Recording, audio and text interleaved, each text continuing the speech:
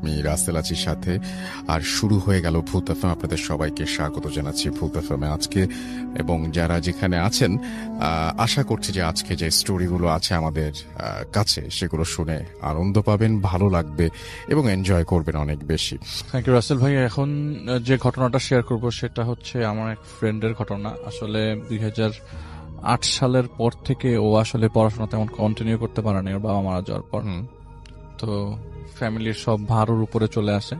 তো ওর বাবার একটা ব্যবসা ছিল, সেটা মানে কলকাতা থেকে জিনিসপত্র নিয়ে এসে বাংলাদেশে নিয়ে আসতো আর কি। তো যশোর বর্ডারের সাথে কানেকশন, যশোর বর্ডার থেকে ওদের জিনিসপত্র আসতো আর কি। তো ওকে যশোর যেতে হতো প্রায় সময়। তো ওর যে খালা, ওর যে মা ছিল, সেই মার দুঃসম্পর্কের আত্মীয়র বাসায় সে যশোরে প্রায় সময় যে উঠতো আর কি। কোন এলাকায় উঠতো যশোরে সেটা শেয়ার করছি না, 2010-এর ঘটনা। আচ্ছা। তো সেই বাসাটাতে প্রতি মাসে তাকে যেতে হতো, কারণ জিনিসপত্র সব আসতো হচ্ছে আপনার ওই যশোরে, এবং তার ওখানে একটা গোডাউন ভাড়া করা ছিল, সেখানে সেসব জিনিসপত্র রাখতো এবং একটা পর্যায়ে স্টেপ বাই স্টেপ ঢাকায় জিনিসপত্রগুলো নিয়ে আসতো। তো ও যেত, এখানে 2-3 দিন থাকতো এবং থাকতেই হতো, মাস্ট থাকতে হতো। তো সেখানে থেকে ওই জিনিসপত্রগুলো কমপ্লিট করে ঢাকায় চলে আসতো।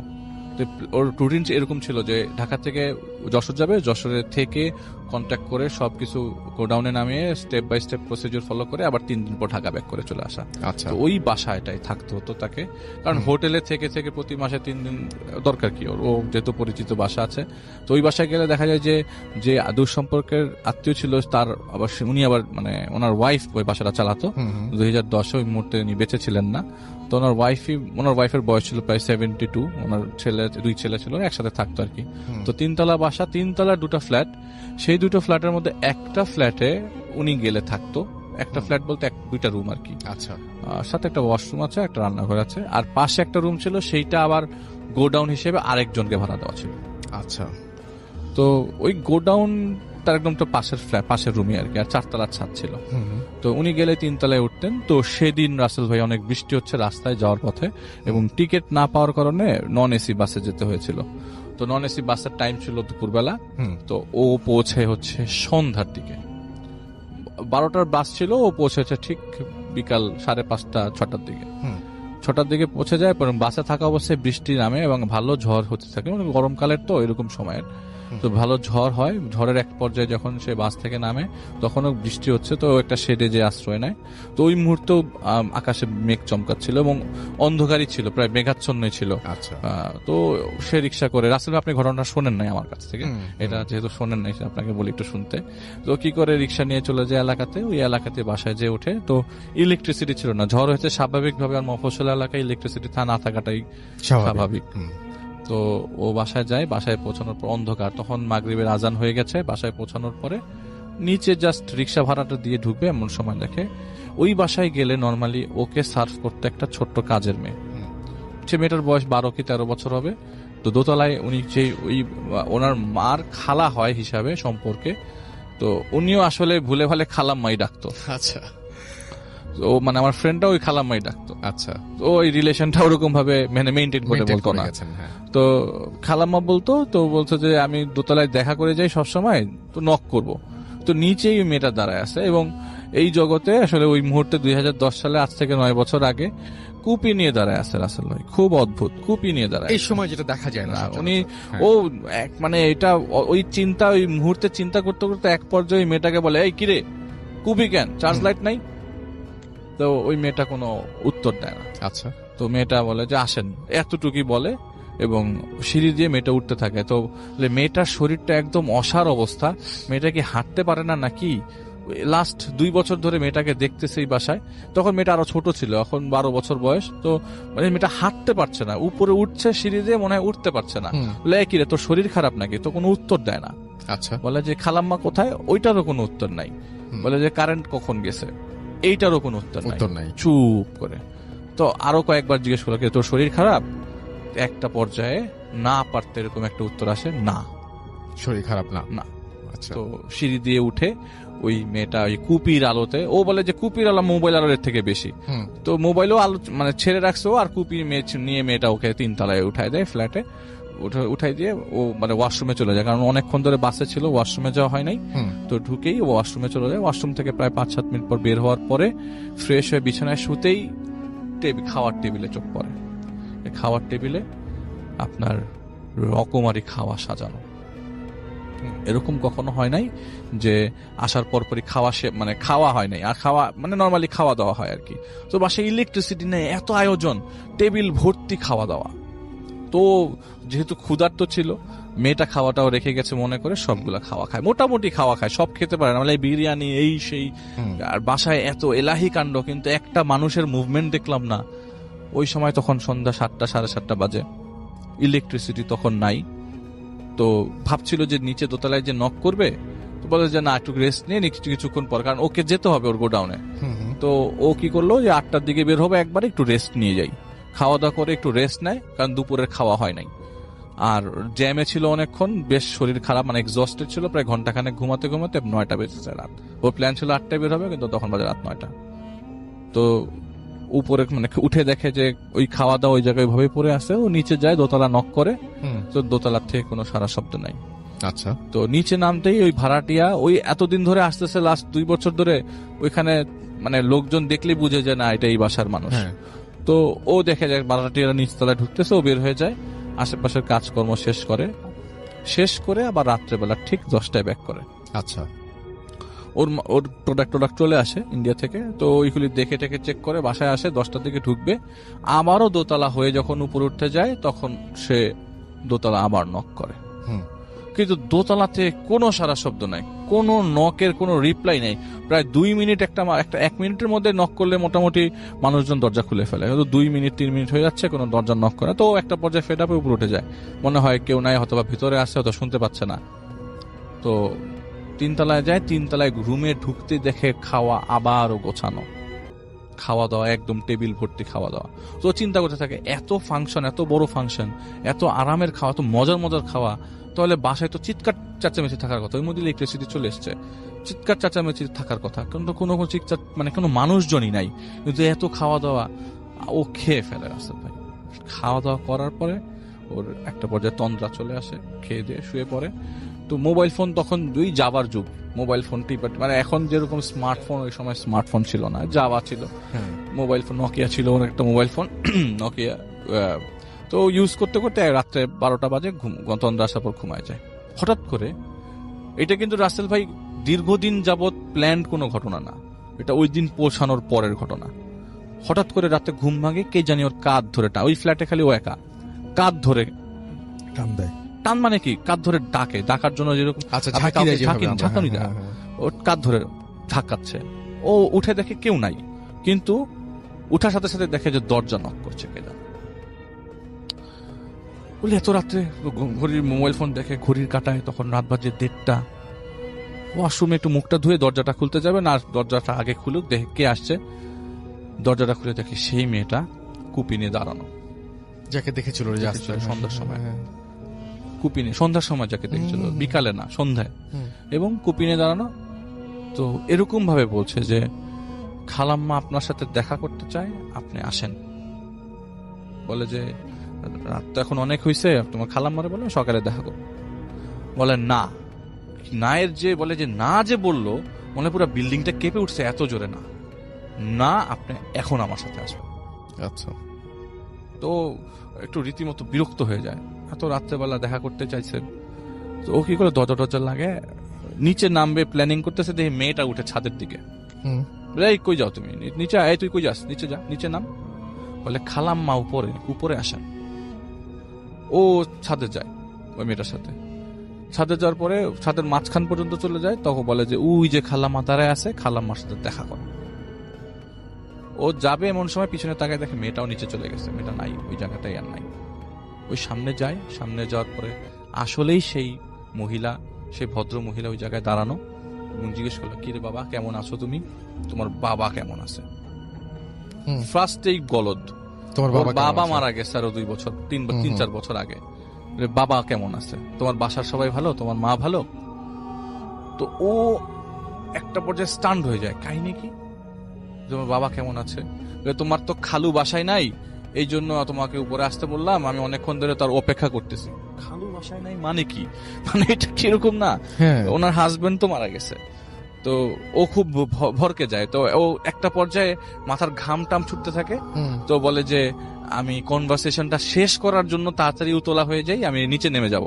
তো আমি বলতে থাকি বারবার, খালাম্মা আমি এখন শুয়ে পড়ি, আমার সকালবেলা কাজ আছে, আমার মালগুলা তুলতে হবে ট্রাকে, ঢাকায় পাঠাবো, আমি চলে যাই নিচে। ওই মহিলা ওকে আসতে দিচ্ছে না এবং ওর কথার কোনো রিপ্লাই দিচ্ছে না। উনি যাবতীয় কথা বলছে, ওনার গ্রামের বাড়ির কথা, ওনার গ্রামের বাড়ির সাতক্ষীরা, সেখানকার কথা, সেখানকার ঘটনা বলতেছে। কাহিনী কি উনি থামতেছে না কেন? উনি কি আমার কথা শুনতেছে না, নাকি আমি ওনার কথা ভুল শুনতেছি? একটা পর্যায়ে বলে তোমার আব্বাকে বইলো আমার কাছে দেখা করতে, আমি অনেক দিন যাবত তার জন্য অপেক্ষা করতেছি, আমি ওনার কাছ থেকে কিছু টাকা পয়সা পাই, এই জিনিসটা একটু আমার বাবাকে জানানো দরকার। বাবা মারা ও বুঝে গেছে যে এখন যেটা হচ্ছে সবকিছু হচ্ছে ওর লাইফ, মানে এগুলি সব ফেক, এগুলি কিচ্ছু না, আমাকে এখন দৌড়াতে হবে। ও দৌড়ায় বাসার নিচে চলে যায়, নিচ থেকে রিক্সা নেয়, রাত 1:30টার সময় একটা রিক্সা পায়, রিক্সা নিয়ে কোনো মতে ভয়, এখন রাত 1:30 মানে তখন ভয়, ডাকাতের কি ভয়, তখন আর এসবের ভয় না, প্যারানর্মাল ভয় না, রাত্রেবেলা অন্ধকার মফস্বল এরিয়াতে রাত্রে 1:30টায় ওইখানে হাইওয়ে ক্রস করে, অনেক ভয়াবহ রাত। 2010 বললেও কি, আপনি এখন যারা থাকে তারা দেখুক না রাত্রে 1:30টায় বের হয়। সেটাই। তো উনি কোনো মতে ওনার গোডাউন পর্যন্ত যায়, দরজা অনেকক্ষণ ধাক্কানোর পরে ওনার গোডাউনের লোকজন খুলে উনি গোডাউনে দিন রাত কাটায়। পরের দিন সকালবেলা বাসায় যায়, কারণ ব্যাগ বাসায়, ওই ব্যাগের ভিতরে মানি ব্যাগ টানি ব্যাগ সব। তো ওকে তো কয়েকদিন চলতে, মানে মানি ঢাকায় ব্যাগ করতে হলে তো মানি ব্যাগ লাগবে, তো ওর জিনিসপত্রগুলো আনতে যায়, এমন সময় দরজা অনেকক্ষণ নক করে, তখন সকাল 10টা-11টা বাজে। অনেকক্ষণ নক করার পরে পাশের ফ্ল্যাট থেকে এক লোক আসে। পাশের ফ্ল্যাট থেকে লোক এসে বলে যে কি ব্যাপার ভাই, আপনি দরজা নক করতেছেন কেন? বলে যে খালাম্মা কোথায়, খালাম্মার সাথে আমার একটু দেখা করা দরকার, কালকে রাত্রেবেলা ছাদে কথা হলো। ওই লোকটা তখন মাথা চুলকাইতেছে, ছাদে কথা হলো মানে কি? বলে খালাম্মার সাথে একটু দেখা করা দরকার, উনি রাত্রেবেলা কথা বললো, কি বললো বুঝি নাই, উল্টা পাল্টা, এখন একটু কথাবার্তা বলে যাই, দরজা নক করতেছে কেউ খুলতেছে না। বলে কি বলে না বলতে হবে, উনি তো 25 দিন আগে মারা গেছে। ওনার ছেলেরা কয়দিন আগে ওনার কবর জিয়ারত করতে সাতক্ষীরায় গেছে, আর উনি ওনার সাথে কথা হচ্ছিল। হ্যাঁ, পাশের। আর যেই লোকটা দায়িত্বরত ছিল ওই লোকটা হচ্ছে ওই মহিলার ভাই। আচ্ছা। বলে ও তো মারা গেছে সাতক্ষীরাতে, ওনার ছেলেরা কয়দিন আগে আবার, আপনি কবে আসেন? বলে আমি গতকালকে আসলে, আপনার আসার 2-3 দিন আগে ওই সাতক্ষীরাতে গেছে কবর জিয়ারত করার জন্য। তো ওর মাথাটা আকাশটা ভেঙে পড়ে, বলেন কি?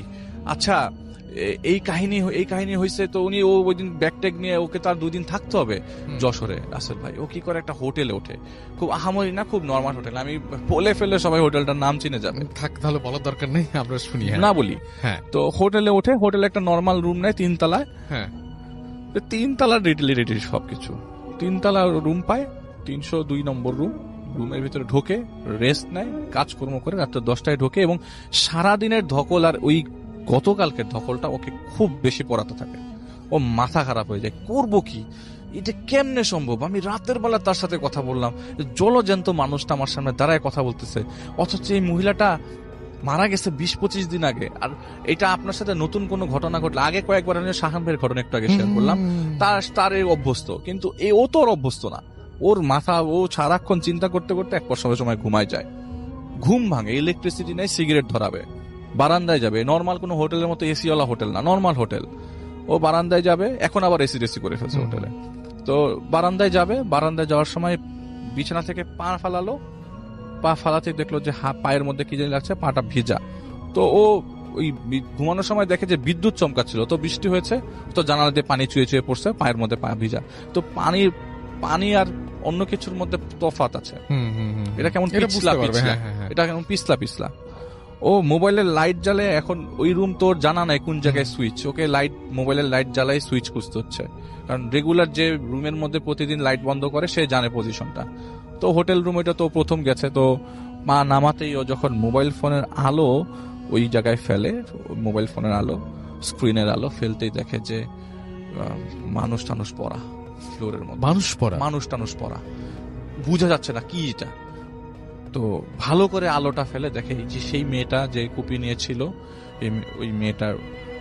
ওই মেয়েটার একটা মাথা পড়ে আছে ফ্লোরের মধ্যে, আর শরীর টরীর কিছু না, যদি 2টা হাত সাথে রাখা, মাথার সাথে 2টা হাত রাখা। এইটা দেখার পর ও দরজা খুলে এখান থেকে নিচে নেমে যায়, দৌড়ায় নিচে নেমে যায়, নিচে নেমে যে লোকজন ডাকে, জড়সড়ো করে পুরা হোটেল যে মানুষগুলা ঘুমন্ত সবাইকে জাগায়, কারণ এক রুমে ঘটনা ঘটছে, এক চিৎকারে সবাই উঠে গেছে। সবাই রুমে এসে দেখে কিচ্ছু নাই, লাইট টাইট জ্বালা নাই, কিচ্ছু নাই, নো নাথিং ওয়াজ দেয়ার, কোনো কিচ্ছু ছিল না। সবাই বলতেছে না এটা আপনার ঘুমের মধ্যে ভুল, অথবা এটা আপনি ঘুমের মধ্যে কোনো স্বপ্ন দেখছেন, অথবা আপনার বলে না রে ভাই আমি পা দিয়ে ফিল করছি জিনিসটা, পা দিয়ে ফিল করছি আমি জিনিসটা, চুলের মধ্যে আমার পাড়া পড়ছে, আমি এর থেকে আপনাকে আর কিভাবে বুঝাবো। পরে ও হোটেল ছেড়ে দেয়, ও গোডাউনে থেকে লাস্ট 2 দিন গোডাউনে থেকে। কিন্তু মজার বিষয়, সে যখন ওই বাসায় যায় আবারও ওই লোকের কাছে, এবার ওই জানে দরজা নক করছে ওই দরজায়, বলে যে ওনাদের বাসায় যে একটা কাজের মেয়ে ছিল, ওর এটা কিউরিয়াসিটি, কাজের ওই মেয়েটারই তো মাথা দেখলো, বলে ওই মেয়েটার কি হয়েছে, ওই মেয়েটা কোথায়, মেয়েটা থাকে না এখানে। ও বলে নাই যে মেয়েটার সাথে ওর দেখা হয়েছে, মেয়েটাই তো ওকে খাওয়া দাওয়া দিচ্ছে, এটা ওর মনে হচ্ছিল। বলে মেয়েটার একটা সমস্যা হয়েছে ভাই, এটা তো আমি ওনার কথা জানতে চাচ্ছিলাম যে হ্যাঁ কি খবর। হ্যাঁ বলে যে মেয়েটারই আসলে কি বলবো, আসলে মানুষ মারা গেলে ওই যে ভাগ্য দোষ বলে, মনে হয় যে ওর সমস্যা হয়ে গেছিল। মেয়েটা মারা যাওয়ার 4 দিনের দিন, ওই খালাম্মা মারা যাওয়ার 4 দিনের দিন, মানে আপনাদের খালাম্মা ওনার আপা আর কি, আপা মারা যাওয়ার 4 দিনের দিন ওই মেয়েটা বাবা মেয়েটাকে নিয়ে চলে যাচ্ছিল, রাস্তার মধ্যে বাবার সহ মেয়েটা মারা যায় অ্যাক্সিডেন্টে, রোড ট্রাফিক অ্যাক্সিডেন্টে বগুড়ায়। এই মেয়েটাই তো সেই কুপি হাতে দাঁড়িয়ে ছিল। ও তো ভাই ও বলে যে আমি এরপর থেকে আমার লোক পাঠাবো, আমি আর যশোরে যাবো, এই অবস্থায় আর যশোরে যাওয়া সম্ভব না। আর ওই কাটা জিনিসটা ওকে প্রচুর পোড়াতে থাকে। ওই দিন বাসায় মানে গোডাউনে চলে আসে, ঢাকায় আসতে পারতে পুরো রাস্তায় সে দোয়া পড়তে পড়তে, যে মানুষ কখনো অতটা দোয়া টোয়ায় ছিল না, ও বলে দোয়া পড়তে পড়তে বাসায় আসে। বাসায় আসার পরে ও কাউকে না জেনে মানে জিনিসটা ওর মধ্যে থাকতে থাকতে অনেক দিন পোড়ায়। এবং যেটা সবচেয়ে ইম্পর্টেন্ট কথা, ও স্বপ্নে মেয়েটাকে প্রায়ই দেখতো। একটা পর্যায়ে ও একটা মানুষের কাছে যায়, বলে যে ভাই আমি সাইকোলজিস্টের কাছে যাই, সাইকিয়াট্রিস্টের কাছে, যে আমি এই ঝামেলায় পড়ছি। বলে যে এইটা একদিক দিয়ে সাইকোলজিক্যাল ডিফেক্ট, যে আপনি ওইখানে যে খাওয়া দাওয়া খাইছেন, আপনি যদি বলেন যে ওর খাওয়া দাওয়া খাওয়ার কারণে আপনি বারবার ওকে দেখছেন, যদি কোনো হুজুরের কাছে যান তাহলে ও আপনাকে এই কথাই বলবে। আর আমি বলবো এইটা আপনার ফিজিক্যাল প্রবলেম, যে আপনি এটা আপনি বারবার জিনিসটাকে চিন্তা করার কারণে এইটা আপনার ইমেজ বারবার ব্রেইনের মধ্যে প্রতিফলিত হচ্ছে। এক কাজ করেন, ওষুধটা খান রেগুলার, এবং একটু হাঁটেন, সকালবেলা বিকালবেলা হাঁটেন, এবং ওষুধটাকে রাত্রে ঘুমান। তো ওই লোক মানে ওই ডাক্তারটার ম্যাজিশিয়ানের মতো কাজ করছে ওর, যেটা আপনি বলেন যে ডাক্তার বাংলাদেশে কিছু ম্যাজিশিয়ান ডাক্তার তো আছে রাসেল ভাই, ওই ডাক্তারের কথাটা শোনে, এবং প্রায় 2-3 মাসে এরকম প্র্যাকটিসের কারণে ও ভুলে যেতে থাকে। আস্তে আস্তে ভুলে যাওয়ার পর আর তেমন প্রবলেম হয় নাই। ভুলতে 2012 সাল এখন পর্যন্ত প্রবলেম হয় না, কিন্তু লাস্ট কয়েকদিন ধরে রাসেল ভাই আমাকে গোতাচ্ছিল এই ঘটনাটা শেয়ার করার জন্য। এটাই ছিল ঘটনা। থ্যাংক ইউ সো মাচ আপনার ঘটনার জন্য, আপনাকে অনেক ধন্যবাদ। এবং আমি এখন যেটা করব সেটা হচ্ছে চলে যাব সরাসরি আমাদের পরবর্তী যে অতিথি আছেন তার কাছে। ধন্যবাদ রাসেল ভাইয়া। আমি রাসেল আহমেদ, আমি এসেছি ধানমন্ডি থেকে। তো আমাকে আজকে ডাকার জন্য ধন্যবাদ জানাচ্ছি। আমরা ঘটনায় চলে যাই। আমি সরাসরি ভাইয়া ঘটনায় চলে যেতে যাচ্ছি প্লিজ। এই ঘটনাটি ভাইয়া এটা কারো দাদির মুখে বা নানির মুখে শোনা গল্প নয়, এটি আমার পরিবারে ঘটে যাওয়া একটি বাস্তব ঘটনা। এই ঘটনাটি ঘটে গিয়েছে আমাদের গ্রামের বাড়িতে। সো যেহেতু এটি গ্রামের বাড়ির ঘটনা, সো আমার বাড়িটার ডেসক্রিপশন আমি একটু দিতে চাচ্ছি, তাহলে দর্শকরা সেটার সাথে খুব বেশি কানেক্ট হতে পারবে। সো ভাইয়া, আমাদের গ্রামের বাড়িটা ছিল এমন একটা বাড়ি যেটা অনেকটা বাংলো বাড়ির মতো বলা যায়। তার সামনের দিকটা একটা বিশাল জঙ্গল ছিল, জঙ্গলের পাশে একটা বড় পুকুর ছিল আমাদের। সো পুকুর পারে ভাইয়া চালতা গাছ তো আপনি দেখেছেন। তো নর্মালি চালতা গাছ যেরকম হয়ে থাকে তার চেয়ে বিশাল বড় একটা চালতা গাছ ছিল পুকুর পারে। তারপরে আমার বাড়ির যে রাস্তাটা ছিল সেই রাস্তাটা সরু একটা রাস্তা ছিল, রাস্তার শেষ প্রান্তে একটা বিশাল পুরাতন আমলের আম গাছ ছিল। সো আম গাছটা এতই বড় ছিল এবং এই আম গাছের নিচে অনেক ঘটনা প্রত্যক্ষদর্শীরা প্রত্যক্ষ করেছে। সো অনেকেই রাতের বেলা মাঝরাতে সেখানে সাদা ধবধবা মুরগির বাচ্চা দেখতে পাইতো। তারপরে আরো অনেক ঘটনা ছিল, আমি এগুলোতে আসবো। তার আগে ভাইয়া, এটা আমার বড় কাকার সাথে ঘটে যায় ঘটনাটা, আমি ওই সরাসরি ঘটনায় চলে যাচ্ছি। সো আমার কাকা তিনি সরকারি চাকরি করতেন। তো সে দেশের বাড়িতে যখন ছিল, চাকরি হয়ে যাওয়ার পর সে ঢাকায় চলে আসে। তো গ্রামে যখন ছিলেন তিনি দেখতাম ওই যে চালতা গাছে প্রতি শনিবারে এবং মঙ্গলবারে তিনি করতেন কি, একটা বিশেষ ধরনের খানার আয়োজন করতেন, যেটাকে ভাইয়া ভোগ বলা হতো। আপনি হয়তো বা ভাইয়া ভোগ বলতে অনেকে আমাদের বুঝে না, তো ভোগ হচ্ছে যে একটা, এটা বোঝানো লাগবে না, ভূত এফএম যারা শোনেন তারা আমি শিওর যে বোঝেন। হ্যাঁ ওই টাইপের মানে আধ্যাত্মিক কিছু ভূতের খাবার। তো সেখানে গজার মাছ এবং রাজহাঁসের ডিম, কাঁচা রসগোল্লা এগুলো থাকতো। সো এটা গোধূলি বেলায় সন্ধ্যার টাইমে, মানে এখনো মাগরিবের আজান দিবে দিবে ভাব, এই অন্ধকার টাইমে গাছের নিচে এই খাবারটা দিতেন তিনি, কলা পাতায় করে দিতেন। তো হঠাৎ আমি দেখতাম খাবারটা দেওয়ার সাথে সাথে অনেক অনেক শত শত কাক উড়ে এসে খাবারটা খেয়ে নিত, কোনো খাবারই বাকি থাকতো না, খাবারটা খেয়ে নিত। সো একদিন বড় চাচাকে আমি দেখলাম যে যখন সে খাবারটা দিয়েছে, সো সব খাবারই সেখানে খেয়ে নিয়েছে, বাট একটা কাঁচা রসগোল্লা বাকি ছিল, এটা খাইনি। সো আমি চাচাকে জিজ্ঞেস করলাম যে চাচা এটা কেন খাইনি, এই খাবারটা কেন বাকি রয়েছে? তখন সে আমাকে কোনো রকমের কোনো উত্তর না দিয়ে এই কাঁচা রসগোল্লাটা পানিতে ফেলে দিল। ফেলে দেওয়ার পরে আমাকে কোনো উত্তর দিল না, এবং সে আমাকে বলল তোমরা এই বাড়ির এই চালতা গাছের নিচে তোমরা আসবে না, তাছাড়া সব জায়গায় তোমরা যাতায়াত করতে পারো, সমস্যা নেই। আর আমাকে বলেছে রাত নিশীতে যেন আমি বাইরে না থাকি।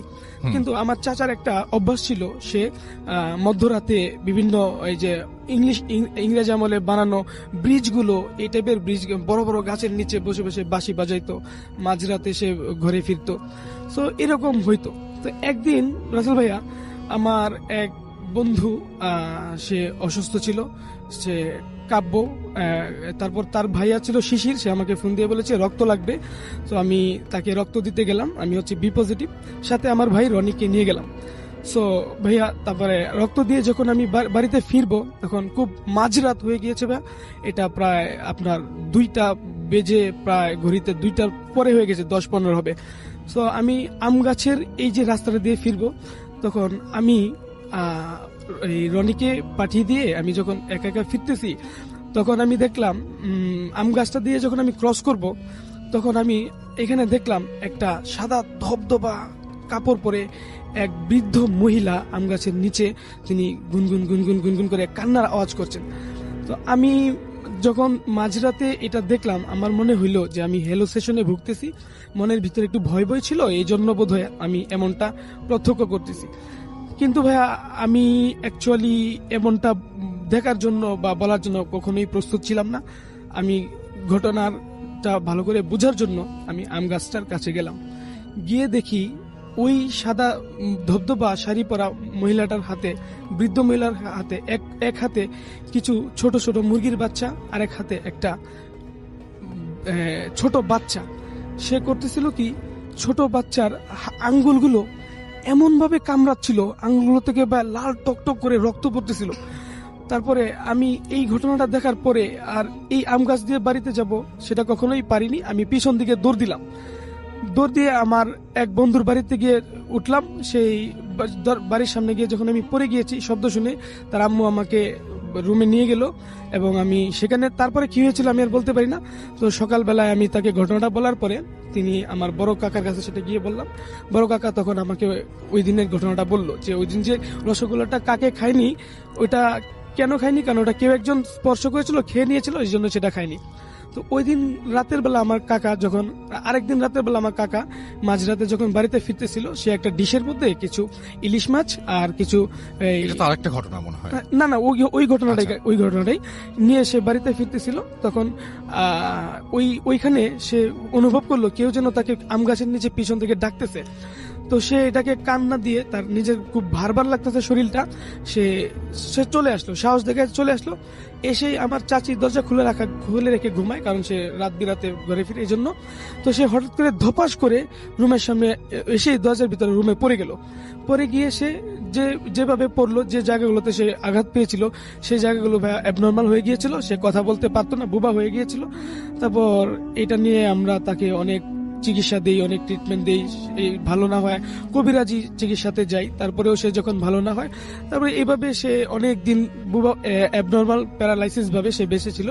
তো 1 বছর হয়ে গিয়েছে, আমার কাকা মারা যায় এই ঘটনার কারণে। এই ছিল ভাই আমার ঘটনাটা। Thank you so much. আপনার ঘটনার জন্য আপনাকে অনেক ধন্যবাদ। এবং আমি এখন যেটা করব সেটা হচ্ছে চলে যাব সরাসরি আমাদের পরবর্তী যে অতিথি আছেন তার কাছে। শুরুতে যে ঘটনাটা বলবো সেটা আমার বড় চাচির সাথে ঘটনা। 2004-এ আমার চাচি মারা যায়, এবং এইটা বলতে পারেন আমার সাথের ঘটনা বলতে পারেন। আমি মোটামুটি একটা প্রত্যক্ষদর্শী বলতে পারেন এই ঘটনা। আমি যখন ক্লাস কলেজে উঠবো তখনকার ঘটনা এটা, 2004 সালে।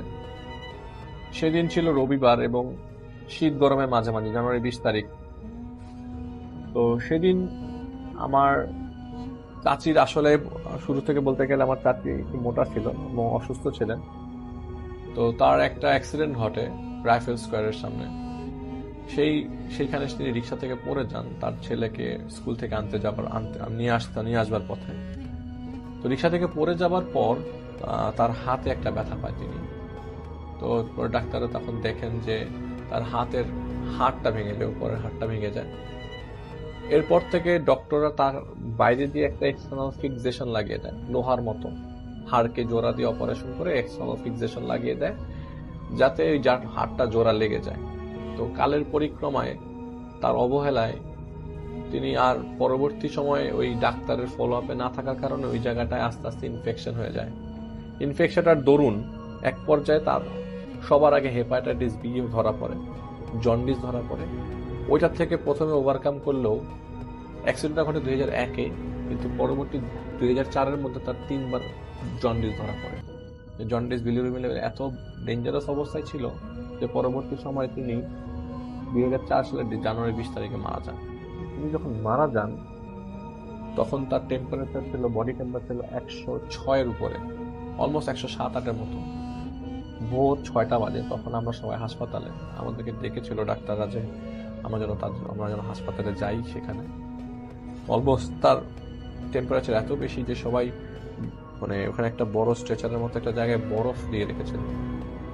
তো বরফের মধ্যে তাকে রেখেছিল যাতে তার টেম্পারেচারটা কোনো মতে কমানো যায়, কিন্তু পরবর্তী সময় আর টেম্পারেচারটা কন্ট্রোলে আনা যায় নাই এবং এক পর্যায়ে তিনি 6:30টার দিকে মারা যান।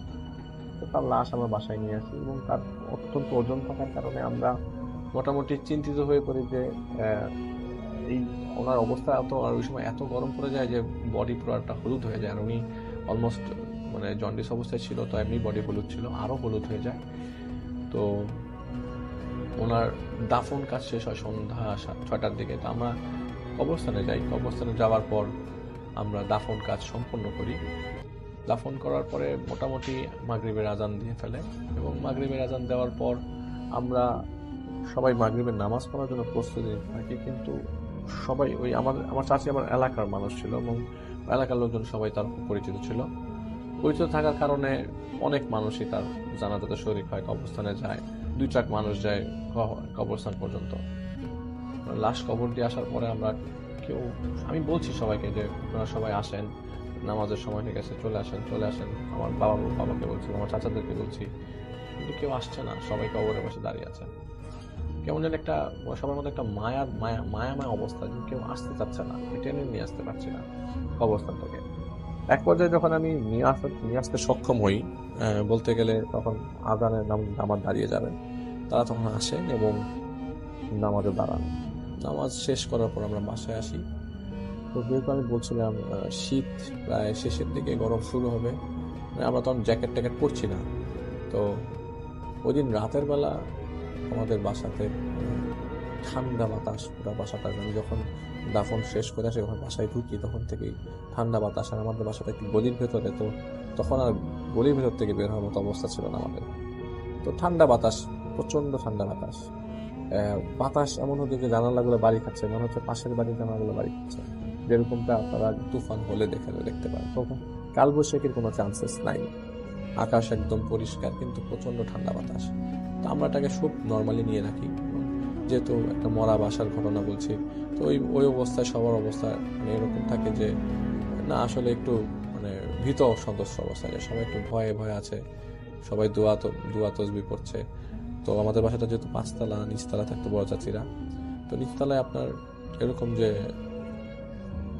হুজুরদেরকে নিয়ে আসা হয়, ছোট ছোট মাওলানা, ছোট ছোট মাদ্রাসার স্টুডেন্টদেরকে নিয়ে আসা হয় যে তারা যেন কোরআন শরীফ পড়তে থাকে। তো কোরআন শরীফ পড়ছিল, আমরা 4 তলায় ঘুমাই এবং আমার রুমটা ছিল একদম সিঁড়ির পাশে। সিঁড়ির পাশে থাকার কারণে আমি বাসায় অনেক মেহমান ছিল, বাসায় অনেক মানুষজন ছিল, যেহেতু আমার চাচি মারা গেছেন, বাসায় মানুষজন ছিল। তা আমি ফ্লোরিং করি আমার এক চাচাতো ভাইয়ের সাথে। তো ফ্লোরিং করার আমি মাটিতে ফ্লোরিং করি এবং খাটের মধ্যে শুয়ে হচ্ছে আমার বাবা এবং আমার চাচারা। ফ্লোরিং করার পরে ফ্লোর থেকে ইজিলি শোনা যায় নিচ থেকে কেউ উপরে উঠলে বা উপর থেকে নিচে নামলে ইজিলি মোটর ছাড়লেও এরকম শব্দ পাওয়া যেত আর কি। মানে ফ্লোরিং করলে শব্দটা একদম প্রপারলি পাওয়া যায় আর কি। তারপর ফ্লোরিং করে শুয়েছে, এমন সময় রাত 11টার দিকে হঠাৎ করে শব্দ। প্রথমে শব্দটা নিচ থেকে বোঝা যাচ্ছিল না, নিচ থেকে শব্দটা এরকম করে ধূপ ধূপ ধূপ ধূপ করে শব্দ নিচ থেকে আস্তে আস্তে উপরে উঠছে। তো মনে হচ্ছিল কোনো স্বাস্থ্যবান একটা ব্যক্তি নিচ থেকে উপরে উঠছে, এরকম কিছু একটা। প্রথমে জিনিসটা আমলে নেই নাই। তো প্রথমে ভাবলাম যে হয়তো উপরে ভাড়াটিয়া হবে, ভাড়াটিয়া হওয়ার সব পসিবিলিটি বেশি। তো পরবর্তীতে জানতে পারলাম যে উপরে কোনো ভাড়াটিয়া নেই, সবাই ওই ভাড়াটিয়ারা ছুটিতে গেছে, গ্রামের বাড়িতে গেছে, উপরে 2টা ফ্ল্যাটই খালি, 5 তলা। তো শব্দটা উপর থেকে আবার নিচে গেল। তো মরা বাড়িতে এরকম অবস্থা যে অনেকে চিন্তা করে মরা বাড়িতে যারা যেসব ভাষায় মানুষ মারা যায়, মানে চোর ডাকা চোররা অনেক অ্যাডভান্টেজ নেয়, আমি এটা শুনেছি। যাই হোক, সেটা চিন্তা হয় নাই। চিন্তা এরকম হয়েছে যে উপর থেকে নিচে নামলো কে, তাহলে উপরে গেল কে? আবার উপর থেকে শব্দটা নিচে গেল, সিঁড়ি দিয়ে কেউ উপর নিচে নামছে, আবার আস্তে আস্তে কেউ উপর উঠছে। একটা পর্যায়ে আমার বাবা খুব মানে কিউরিয়াসিটি নিয়ে জানতে চায় যে আসলে শব্দটা কিসের শব্দ। তিনি দরজার পাশে এসে দাঁড়ান যে শব্দটা আসলে ভালো খেয়াল করি তো কাহিনীটা কি। যখন আস্তে আস্তে শব্দ স্পিড পাচ্ছে, নিচ থেকে উপর উঠছে, উপর থেকে নিচে নামছে, আমাদের ফ্লোর বরাবর আসার পর বাবা দরজাটা খোলে। দরজা খোলার পর দেখে যে কেউ নাই, একদম শুনশান নীরব। কিন্তু আমাদের মানে বিল্ডিং এর যে গ্রিলটা, যে রেলিংটা, এই রেলিংটা অনেক শক্ত ছিল, এই রেলিংটা পর্যন্ত কাঁপছে, আস্তে আস্তে আস্তে আস্তে করে কাঁপছে। কেউ রেলিং ধরে নিচে নেমেছে আর কি, এরকম অবস্থা।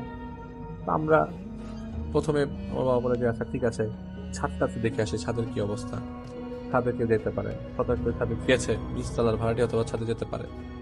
তো বাবা চলো ছাদে গেল, ছাদে গিয়ে ছাদের দরজা খুললো এবং সাথে আমিও গেলাম, আমার চাচাতো ভাইও গেল। চাচাতো ভাইটা খুব লম্বা মানুষ ছিল, 6 ফিট 2 ইঞ্চি লম্বা, এবং তাকে নিয়েই আমি তার পিছনে পিছনে যাই। ছাদে গিয়ে দেখি ছাদ একদম ক্লিয়ার, আশেপাশে কিচ্ছু না, উপরে চাঁদের আলো একদম ছাদের উপরে পুরো পরিষ্কার, টর্চও লাগছে না।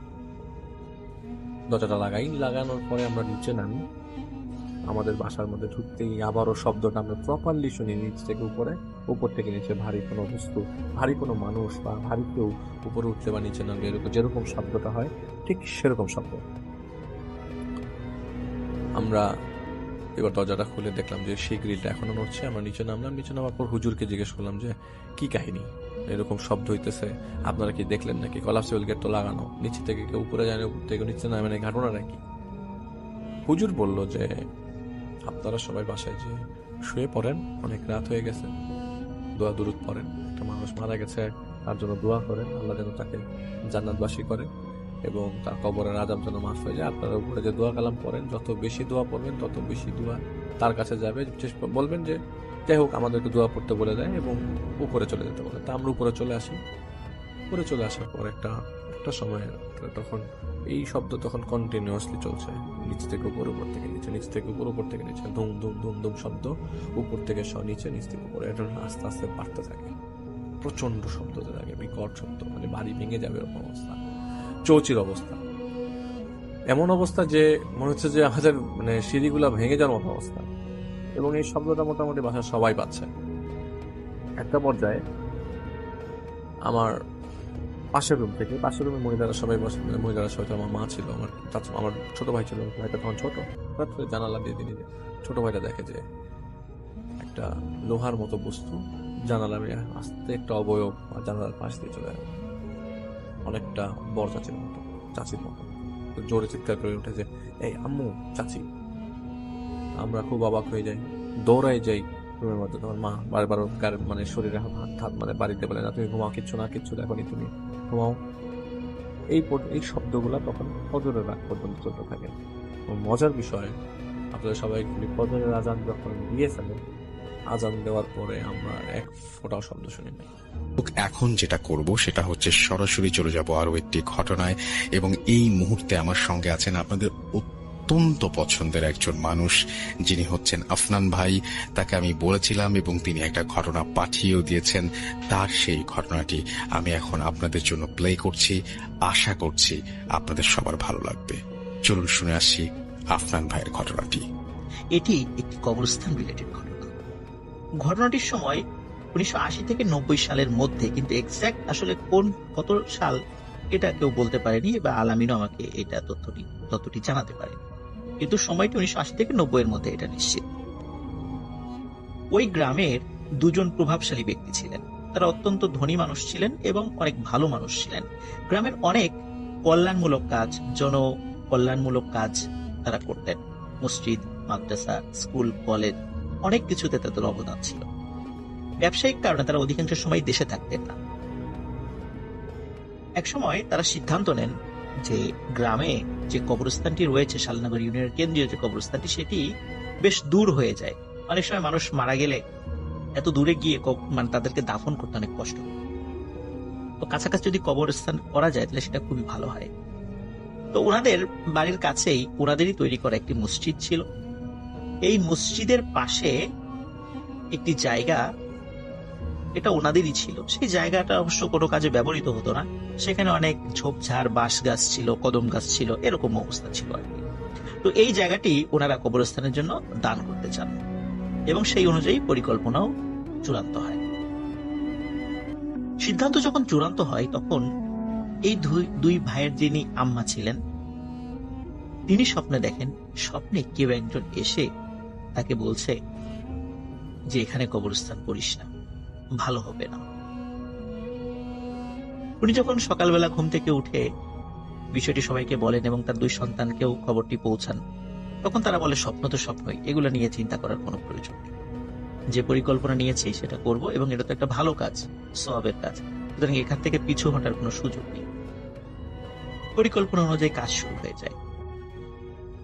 গ্রামে অনেক দরিদ্র মানুষ ছিল, যেহেতু তারা অনেকেই ফ্রিতে বাঁশগুলো কেটে নিয়ে যায়।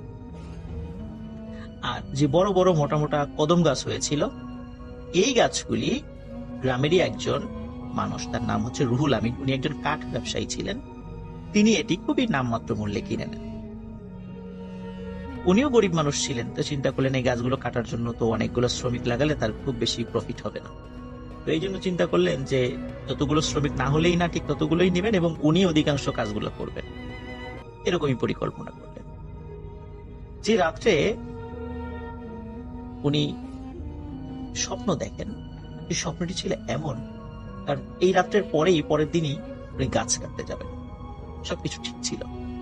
ওই রাত্রে উনি স্বপ্ন দেখেন কেউ একজন এসে বলছে, রুহুল, গাছগুলো কাটিস না, তোর ভালো হবে না, গাছগুলো থাক, এভাবেই থাক। রুহুল এই স্বপ্নের কোনো গুরুত্ব দেয় না। পরের দিন তার পরিকল্পনা অনুযায়ী গাছ কাটা শুরু করে। গাছ কাটতে থাকে। গাছ কাটার পর সেই গাছগুলো টুকরো টুকরো করে, নিজেও অনেক কষ্ট করে সেই টুকরোগুলো উঠে ভ্যানে উঠিয়ে সেগুলো আবার শহরে মানে সমিলে নিয়ে যায়। সেগুলো কবরস্থান তৈরি হয়ে যায়, সব ঝোপঝাড় কাটা শেষ হয়ে যায়। এর কয়েকদিন পরেই ওই গ্রামেরই একজন মানুষ, তার নাম হচ্ছে কালু, এই কালো নামের একজন ব্যক্তির লাশ দাফন করা হয়। কবরস্থানের পাশেই মসজিদ ছিল, পাঞ্জাগানা নামাজ সেখানে হতো, জুম্মার নামাজ হতো। ওই মসজিদে যারা নামাজ পড়তে আসতেন ফজরের, তো যেদিন লাশ দাফন করা হয় কালো মিয়ার, তার ঠিক পরের দিন ফজরের আজান হওয়ার পর অনেকেই মসজিদে এসেছে, আবার নামাজ হওয়ার পরে অনেকেই বাড়িতে চলে গেছে। কিন্তু কিছু মুসল্লি, ওনারা সূর্য ওঠা পর্যন্ত নিজেরা নিজেদের মধ্যে গল্প গুজব করছেন। সূর্য ওঠার পর যখন তারা বের হয়েছেন, তখন হঠাৎ দেখে এই কবরস্থানের ভেতরে প্রথম যে কবরটি হয়েছে কালু নামক একজন ব্যক্তির, ওনার কবরের পাশে মনে হচ্ছে সাদা লম্বা করে কিছু শোয়ান, সাদা কাপড় দিয়ে ঢাকা।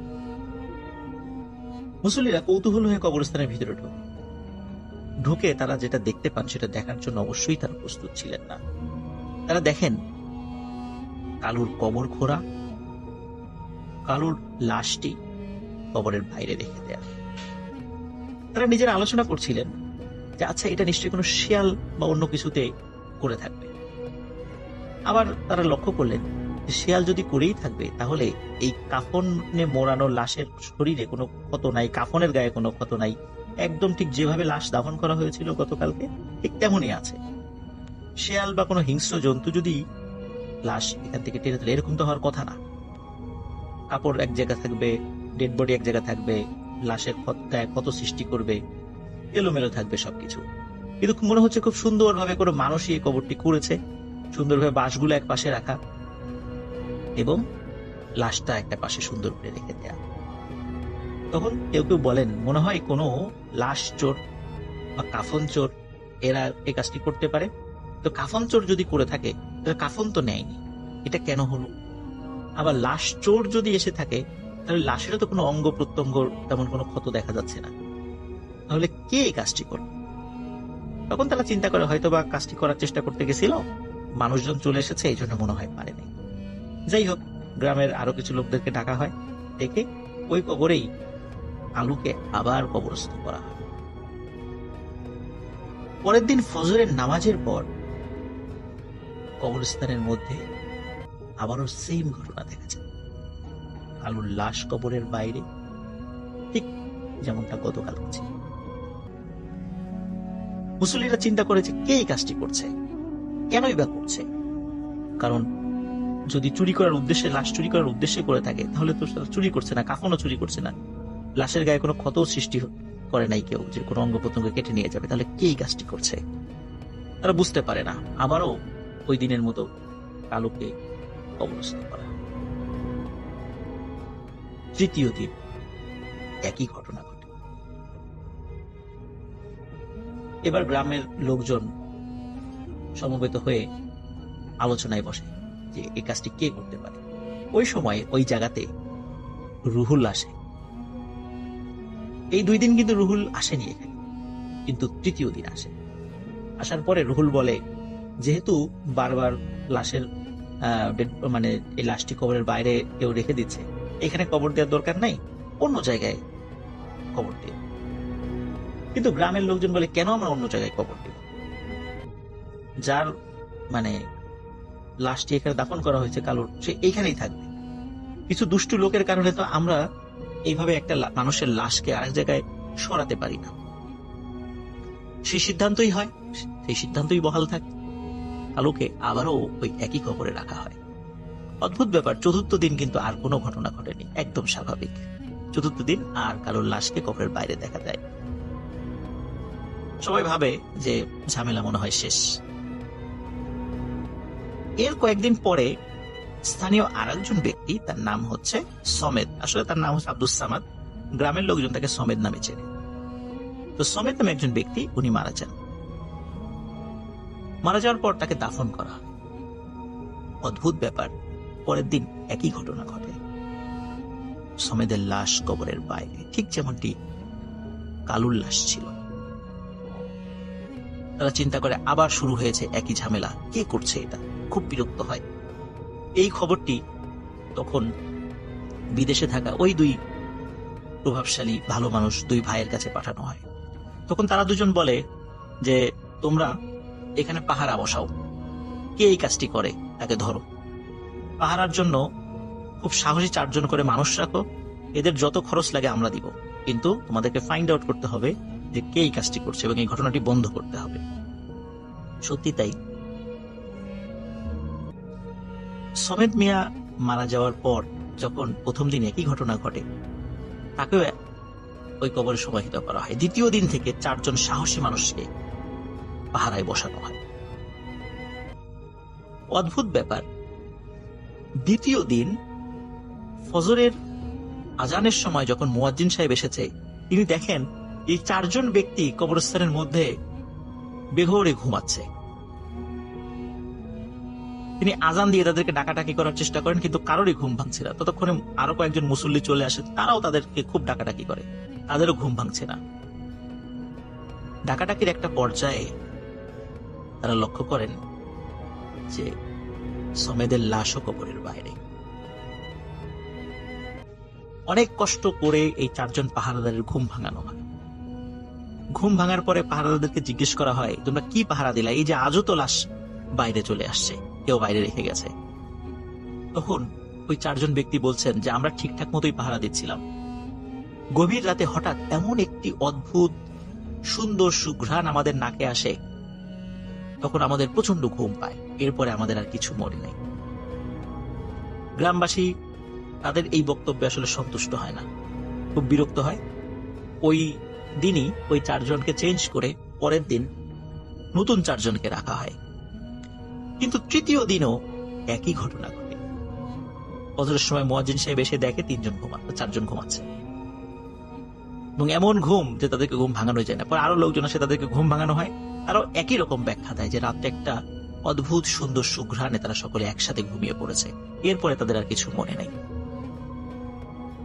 তৃতীয় দিন আবারও সেই রুহুল আসার পরে বলে, যেহেতু সমেদ মিয়ার সাথেও একই ঘটনা ঘটেছে, এনার লাশটা অন্য জায়গায় কবর দেয়, এখানে কবর দেওয়ার দরকার নেই।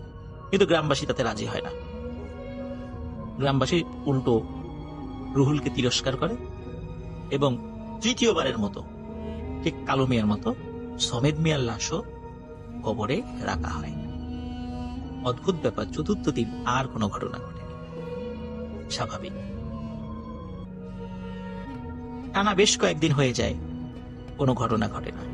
এভাবে প্রায় 1 মাস 1.5 মাস কেটে যায়। কারণ এই সময়ের মধ্যে আসলে ওই গ্রামে কেউ মারাও যায় নাই, নতুন করে কোনো কবরও হয়নি। লোকজন এই বিষয়টি একদম ভুলতেই বসেছিল। ওদিকে যে রুহুল, যিনি ওই কদম গাছগুলি কেটেছিলেন, উনি শুরুতে অবিবাহিত ছিলেন। যখন কবরস্থানটা তৈরি করা হয় তখন অবিবাহিত ছিলেন।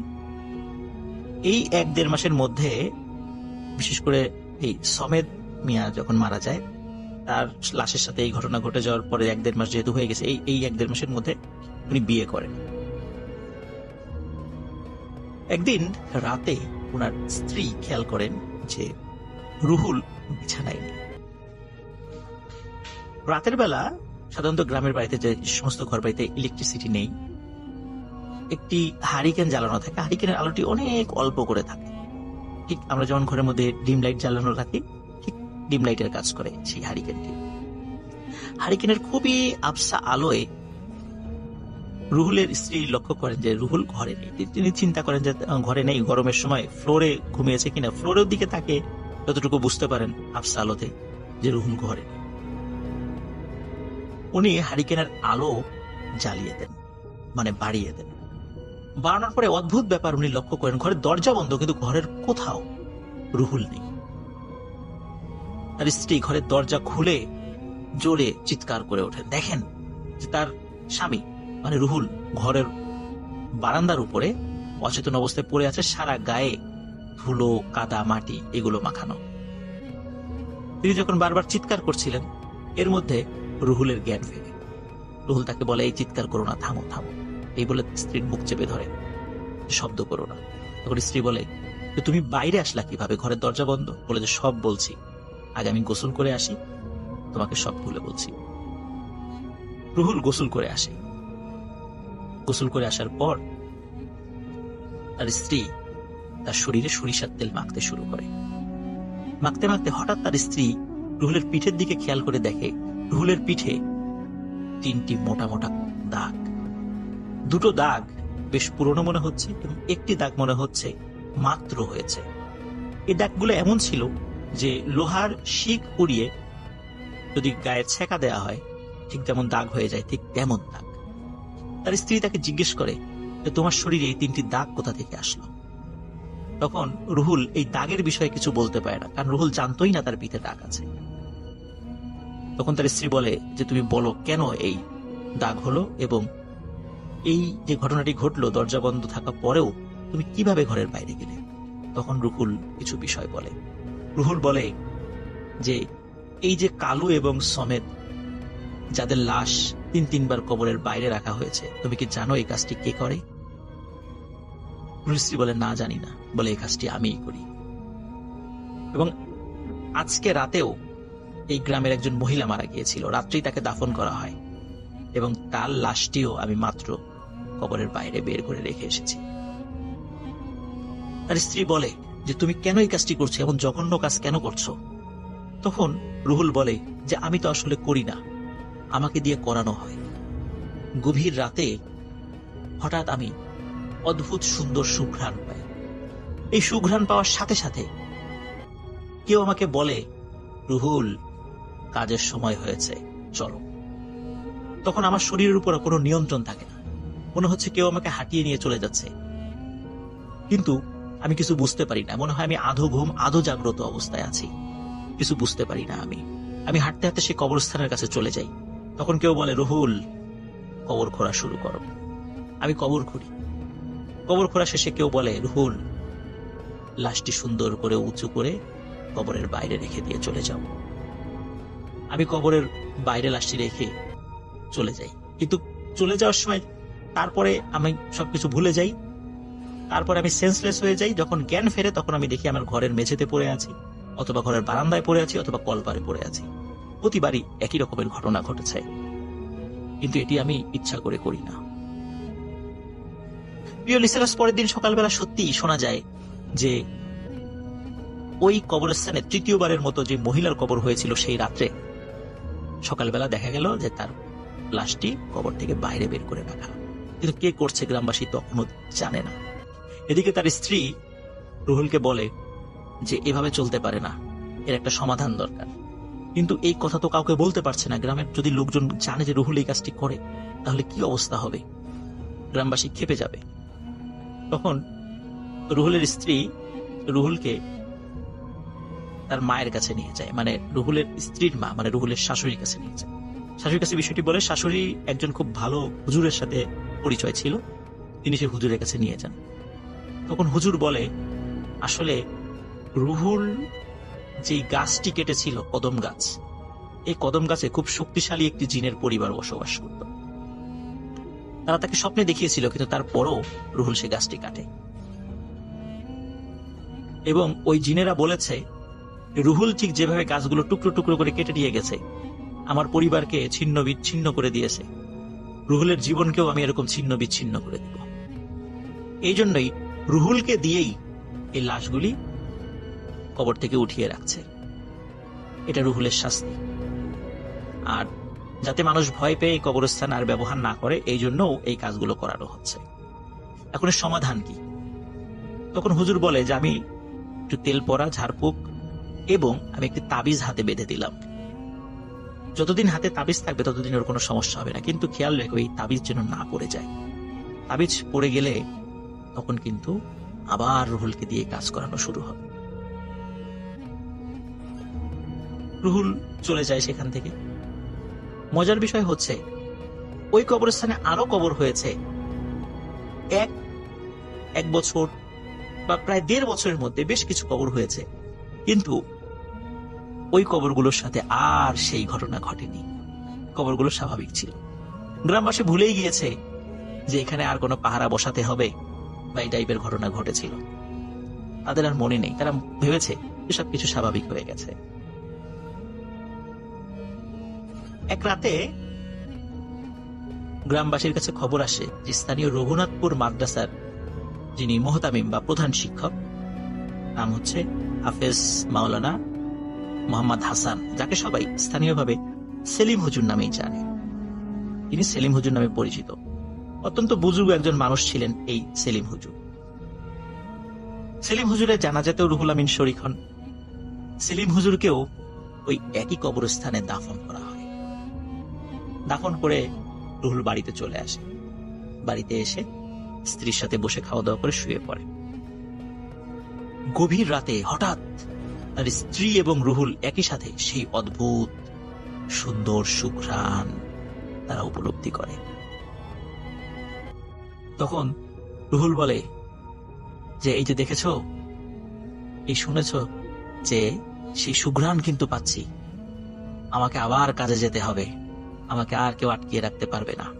তার স্ত্রী তখন খেয়াল করে রুহুলের হাতে সেই তাবিজটি আর নেই।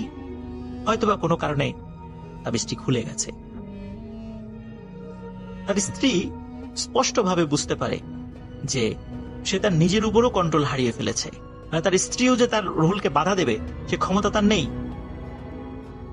রুহুলের স্ত্রীও অর্ধ জাগ্রত অর্ধ ঘুমে এমন অবস্থায় চলে যায়। সে খালি কিছুটা দেখতে পাচ্ছে যে রুহুল চলে যাচ্ছে ঘরের বাইরে। ওদিকে রুহুলেরও একই অবস্থা, তারও শরীরের উপর নিয়ন্ত্রণ নেই।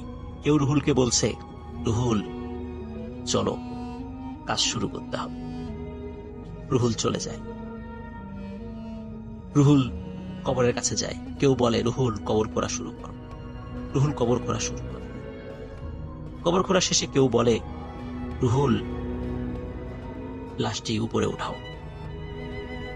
রুহুল যখনই লাশটি উপরে উঠায়, হঠাৎ ওই লাশটি আর একটি হাত দিয়ে রুহুলের হাতকে চেপে ধরে। এমন ভাবে চেপে ধরে মনে হচ্ছে যে রুহুলের হাড় গোড় ভেঙে গুঁড়ো গুঁড়ো হয়ে যাচ্ছে। এরপরে রুহুলের কিছু মনে নেই। পরের দিন ফজরের সালাতের পর মসজিদের মুসল্লিরা দেখে যে সেলিম হুজুরের কবর যেটা রাত্রে হয়েছিল, এই কবরটি খোঁড়া। মনে হচ্ছে কবরের এক পাশে একটা মাথা দেখা যাচ্ছে এবং দুইটা হাত দুই দিকে ছড়িয়ে আছে। লোকজন তাড়াতাড়ি কাছে যায়, কবরের কাছে গিয়ে দেখে যে রুহুল কবরের মধ্যে একরকম দাঁড়ানো অবস্থায় আছে, কিন্তু দাঁড়ানো অবস্থায় কবরের একটা পাশে সে অজ্ঞান হয়ে পড়ে আছে, মাথাটা বাইরে এবং দুইটা হাত দুই পাশে দিয়ে সে অজ্ঞান হয়ে পড়ে আছে। এবং কবরের ভেতরে সেলিম হুজুরের লাশ খুব সুন্দর করেই রাখা আছে, ঠিক যেমন আগের মতো, আগের রাতে যেভাবে রাখা হয়েছিল। রুহুলকে সেখান থেকে বের করা হয়, তার জ্ঞান ফেরানো হয়। গ্রামবাসী রুহুলের উপর প্রচন্ড ক্ষিপ্ত। সবাই বলে, রুহুল তুমি এরকম একটা কাজ করতে পারলা, তুমি এই কাজগুলো করতা? তখন রুহুল স্বীকার করে যে হ্যাঁ, আমি এই কাজগুলো করতাম, কিন্তু আমি করতাম না, কেউ আমাকে দিয়ে করাতো, আমি ইচ্ছা করে করি নাই। তখন গ্রামবাসীর মধ্যে কেউ কেউ বলে, তুমি নিশ্চয়ই তান্ত্রিক কবিরাজের কাছ থেকে টাকা খেয়ে কাফনের কাপড়ের কোনো অংশ কেটে নিয়ে যাইতা, বা কুফরি কালাম করার জন্য তাদেরকে সহযোগিতা করতা, অথবা যারা লাশ চোর আছে, যারা মেডিকেল স্টুডেন্ট আছে, তাদের কাছে লাশ বিক্রি করার জন্য তুমি দেন দরবার করতা, বা তুমি এই কাজটি করতা, কিন্তু সফল হতা না।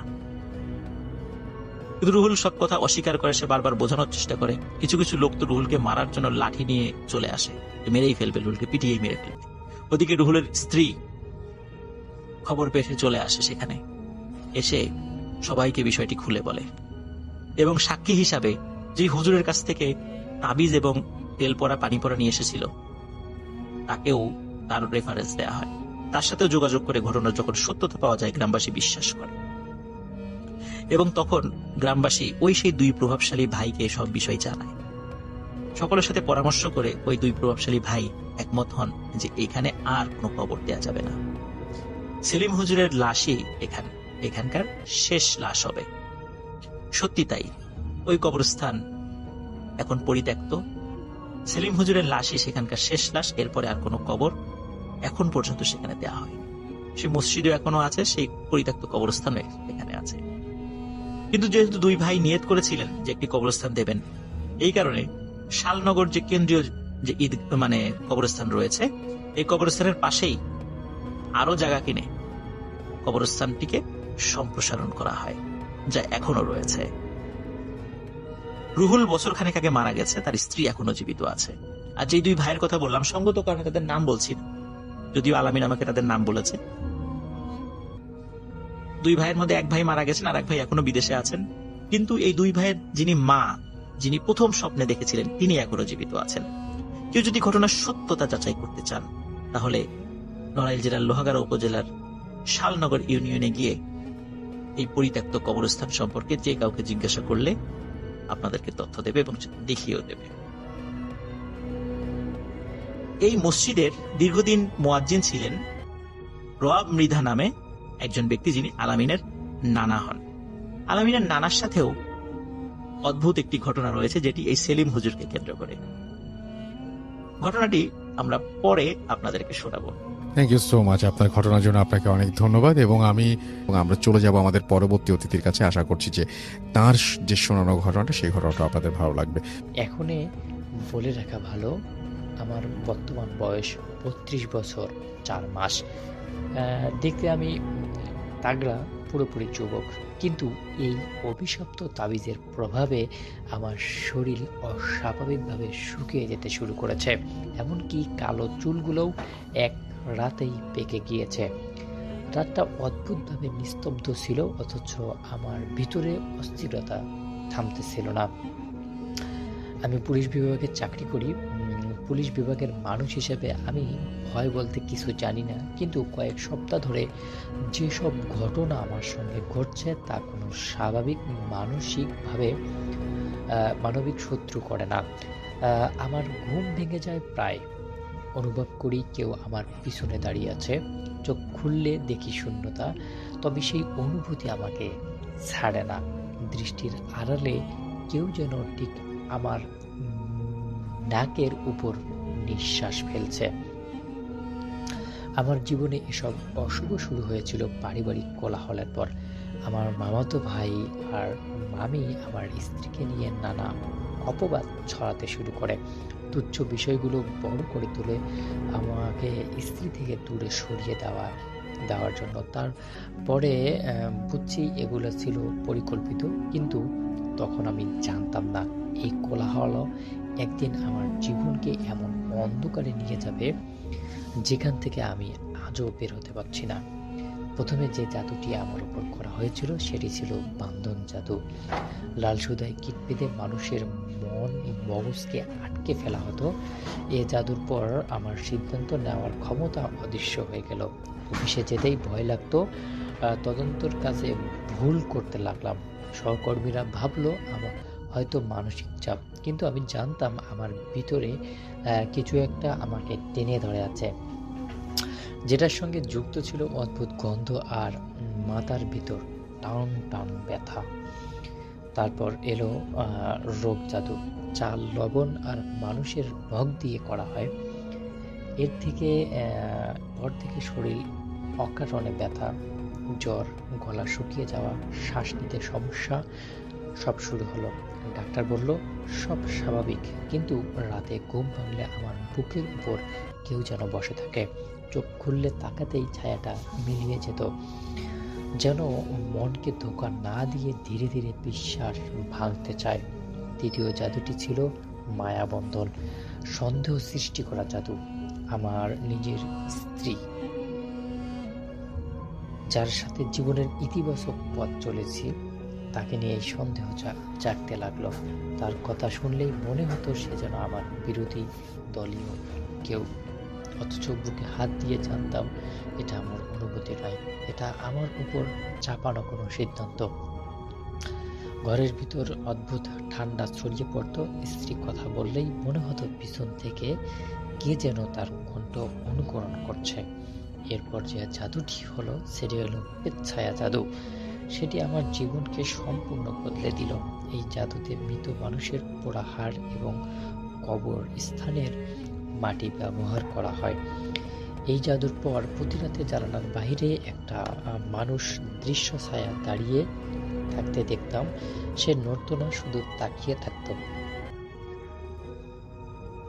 পরদিন জানালার নিচে এমন দাগ পেতাম যা মানুষের নয়, মাটিতে অদ্ভুত আঁকাবাঁকা নখের মতো চিহ্ন।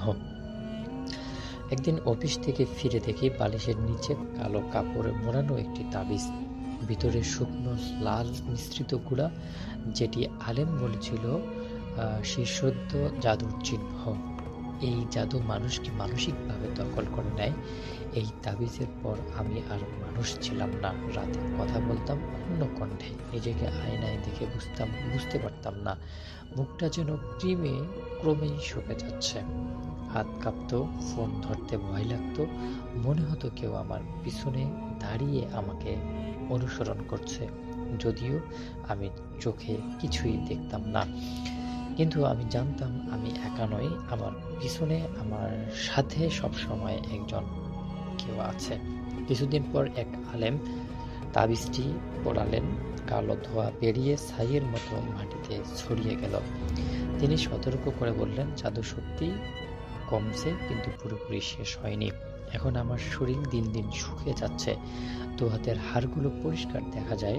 জাদুর যন্ত্রণা কমার বদলে আরো গভীর হচ্ছে। কবিরাজ দেখিয়েছি, কারো হাতেই স্থায়ী উপশম পাইনি। যখনই একটু ভালো হয় আবার কোনো না কোনো অশুভ ছায়া আমাকে ঘিরে ধরে। শুনছি বাংলাবান্ধা এলাকায় একজন অত্যন্ত বয়োজ্যেষ্ঠ কবিরাজ আছেন, অনেক ভয়ঙ্কর জাদুর কাজ নাকি তিনি ভালোভাবেই কাটাতে পারেন। হয়তো তার কাছে গেলেই কিছু পাওয়া যাবে, হয়তো আবার নয়, কিন্তু সে চেষ্টা করতেই হবে, কারণ যখন যে শরীর আমাকে পুরোপুরি ফেলে দেবে আমি নিজেই জানি না। এই গল্পটি এখন লিখছি গভীর রাতে, ঘড়িতে রাত 2:43। স্ক্রিনে চোখ রাখতেই মনে হলো ঠিক আমার ঘাড়ের উপর কেউ নিঃশ্বাস ফেলছে। কাঁদতে কাঁদতে পিছনে তাকালাম, কিন্তু কেউ নেই। এই গল্প লিখতে গিয়ে এত দেরি হলো কারণ বারবার মনে হচ্ছিল আমার ঘাড়ের দরজায় কেউ একজন আছে। থ্যাংক ইউ সো মাচ আপনার ঘটনার জন্য, আপনাকে অনেক ধন্যবাদ। এবং আমি আরও একটা ঘটনায় চলে যাব আমরা, এবং এই ঘটনাটা একটা অডিও ক্লিপ। চলুন শুনে আসি অডিও ক্লিপটি। আশা করছি এই অডিও ক্লিপটিও আপনাদেরকে অনেক অনেক আনন্দ দেবে। চলুন শুনে আসি। আসসালামু আলাইকুম রাসেল ভাই, কেমন আছেন সেটা জানতে চাইবো না, কারণ আমি জানি আপনি সব সময় ভালো থাকার চেষ্টা করেন এবং সব সময় ভালো থাকেন। আমি আপনার 2012-13 যখন আমি ক্লাস 7-এ পড়ি তখন থেকে আপনাদের শো শুনি, কিন্তু আমি মাঝে 11 মাস শুনতে পারিনি। কারণটা আমি আমার এই স্টোরিটা সিলেক্ট হওয়ার পরের স্টোরিতে হয়তো বলবো। তো এখন আমি যে ঘটনাটা বলতে যাচ্ছি সেটা বাংলাদেশের অন্যতম একটি সুন্দর সমুদ্র সৈকত, কুয়াকাটা সমুদ্র সৈকতকে কেন্দ্র করে ঘটনাটি। তো রাসেল ভাই, এখন আমি আমার ঘটনায় চলে যাই। আমার নাম নাইমুর রহমান, আমি পাঁচবাড়িয়া বাখারপাড়া যশোর থেকে বিলং করি। আমি রিসেন্ট জানুয়ারির 5 তারিখে হঠাৎ একটু রিফ্রেশমেন্টের জন্য কুয়াকাটা সি বিচে ঘুরতে যাবো বলে ঠিক করি। তো আমি 5 তারিখে কুয়াকাটা সমুদ্র সৈকতের উদ্দেশ্যে জফর থেকে বাসে রওনা করি। আমি যেহেতু রাতে ট্রাভেল করছিলাম তাই আমি পরের দিন ভোর 4:30 কুয়াকাটায় পৌঁছাই।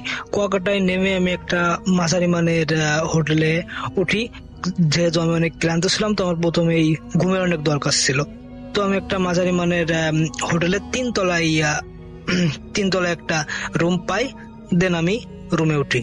হোটেলটা একটু বর্ণনা দিই রাসেল ভাই। হোটেলটা একটু পুরাতন কিন্তু নতুন করে সংস্কার করা হয়েছে এবং হোটেলটা 4 তলা এবং নতুন করে সংস্কার করার পরে বেশ ভালোই।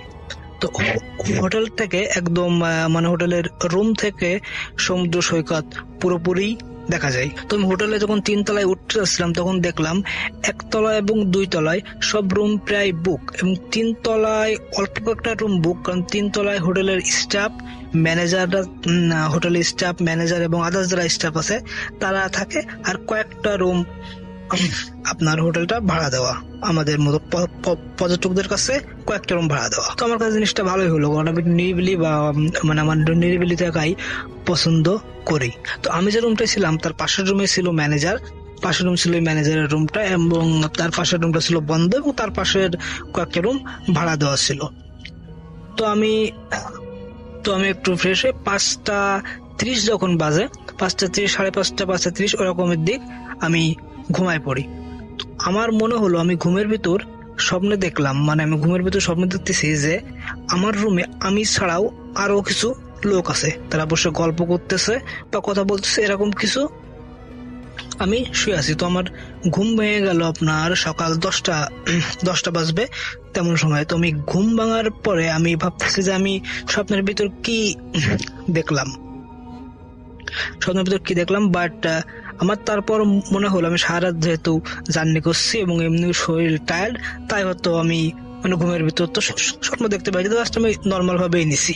তো আমি গোসল করতে, দেন আমি বাইরে বের হবো, তো আমি গোসল করতে বাথরুমে যাই এবং এই বাথরুমে যে দেখতে পারি, বাথরুমে অনেক সময় দেখবেন রাসেল ভাই যে পাশাপাশি 2টা রুম থাকলে বাথরুমের মাঝখানে ফাঁকা একটা জায়গা অনেক সময় থাকে। পুরাতন যে বিল্ডিং গুলো সেই বিল্ডিং গুলাই থাকে ফাঁকা জায়গা, ওইখানে অ্যাডজাস্টার ফ্যান লাগানোর জন্য, বাট ওইটা ফাঁকা ছিল। কিন্তু আমার পাশের যে রুমটা ছিল, আমি ছিলাম 315 নম্বর রুমে এবং আমার 316 নম্বর যে রুম, এটা আমি ঢোকার সময় দেখেছি তালা বন্ধ এবং অনেকদিন ধরে বন্ধ আমার মনে হলো, কারণ আমি পরেও দেখছি ওই রুমটা থেকে আলো জ্বলতেছে। তো আমি যেন গোসল করে নর্মালি বেরোয় গেলাম, তো এটা তত একটা গুরুত্ব মনে করলাম না।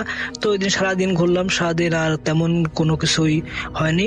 তো সারাদিন ঘোরার পর আমি সন্ধ্যার দিকে একটি বাইক রাইড করলাম পরের দিন সকালের জন্য। পরের দিন সকালে যেহেতু আমি সূর্য উদয় দেখতে যাব এবং আরো যে স্পট গুলোতে সেখানে দেখতে যাব, তো আমি একটি মোটরসাইকেল রাইড করলাম এবং রাইডারকে আমার ফোন নাম্বার দিলাম, হোটেল রুম নাম্বার এবং হোটেলের নামটা বললাম এবং আমি রাইডারকে বললাম যে আপনি আমাকে 4টার দিকে হোটেলের 4টার দিকে নিচে যেয়ে আমাকে ফোন দিবেন, কারণ যারা কুয়াকাটায় গেছে তারা জানে যে কুয়াকাটা মেন বাজার থেকে সূর্যোদয় যেখানে হয় স্পট ওখানে পৌঁছাতে বেশ খানিকটা সময় লাগে এবং সে মোটর সাইকেলে যায় এবং সবাই ওই 4টা সাড়ে 4টার দিকেই ওখানে বেশিরভাগ রওনা হয়। তো আমি ওই দিন বাইরে খাওয়া দাওয়া করে হোটেলে এসে নর্মালি ঘুমাই গেলাম। আমার ঘুম ভাঙলো 3:45 নাগাদ, কারণ আমি ফোনের টাইমটা তখন দেখছিলাম। আমার দরজায় নক করলো এবং জানলা খুলে দেখলাম যে হোটেলের যে পিচ্চি থাকে, ছোট ছোট বাচ্চারা বয় কাজ করে, ও আমাকে বলতেছে যে ভাইয়া আপনার বাইক আসছে নিচেই, আপনাকে ডাকতেছে। তো আমি বললাম আচ্ছা যাও ঠিক আছে। তখন মনে হলো আমি তো ওকে ফোন দিতে বলেছিলাম, বাইক যে রাইডার আসবে সে আমাকে ফোন দিবে, কিন্তু সে ফোন দেয় নাই। আমি মনে করলাম যে ফোন না যেতেই পারে, এটা আসলে কোনো ব্যাপার না, কারণ তাকে তো আমি হোটেলের নাম বলেছি, সে হয়তো চলে আসছে, কারণ তাদের এটাই কাজ।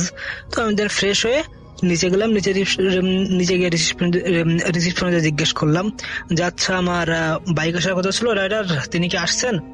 তো ওনারা বলে যে স্যার আমরা ফলে খেয়াল করিনি। তো আমি আর হোটেলের বাইরে বেরোয় তাকে ফোন দিতে যাবো, তখন দেখি যে অনেকগুলা বাইক, সবাই রাইডার, তাদের ভেতর মানে আমার ওই যে রাইডারটা আছেন উনিও আছেন।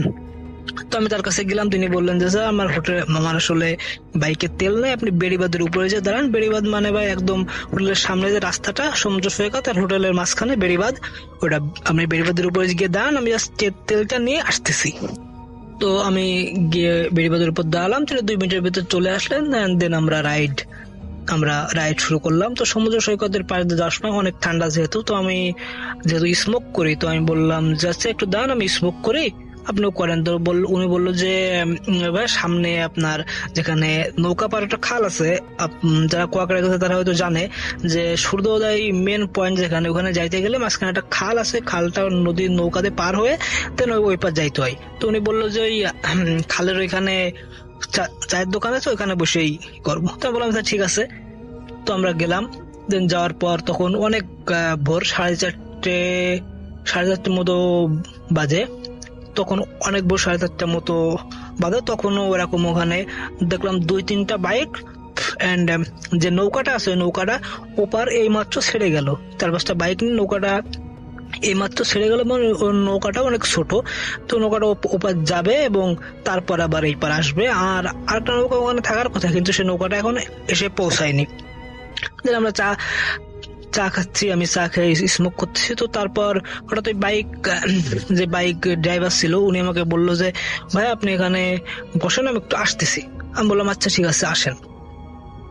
তো আমি এখন 10 মিনিট বসে আছি, 10 মিনিট যায় 20 মিনিট, তো 20 মিনিট পর নৌকাটা এই পাশ চলে আসে এবং আমি ওই রাইডারকে ফোন দিই। রাইডারকে ফোন দেওয়ার পরে ফোন রিসিভ করতেছে না।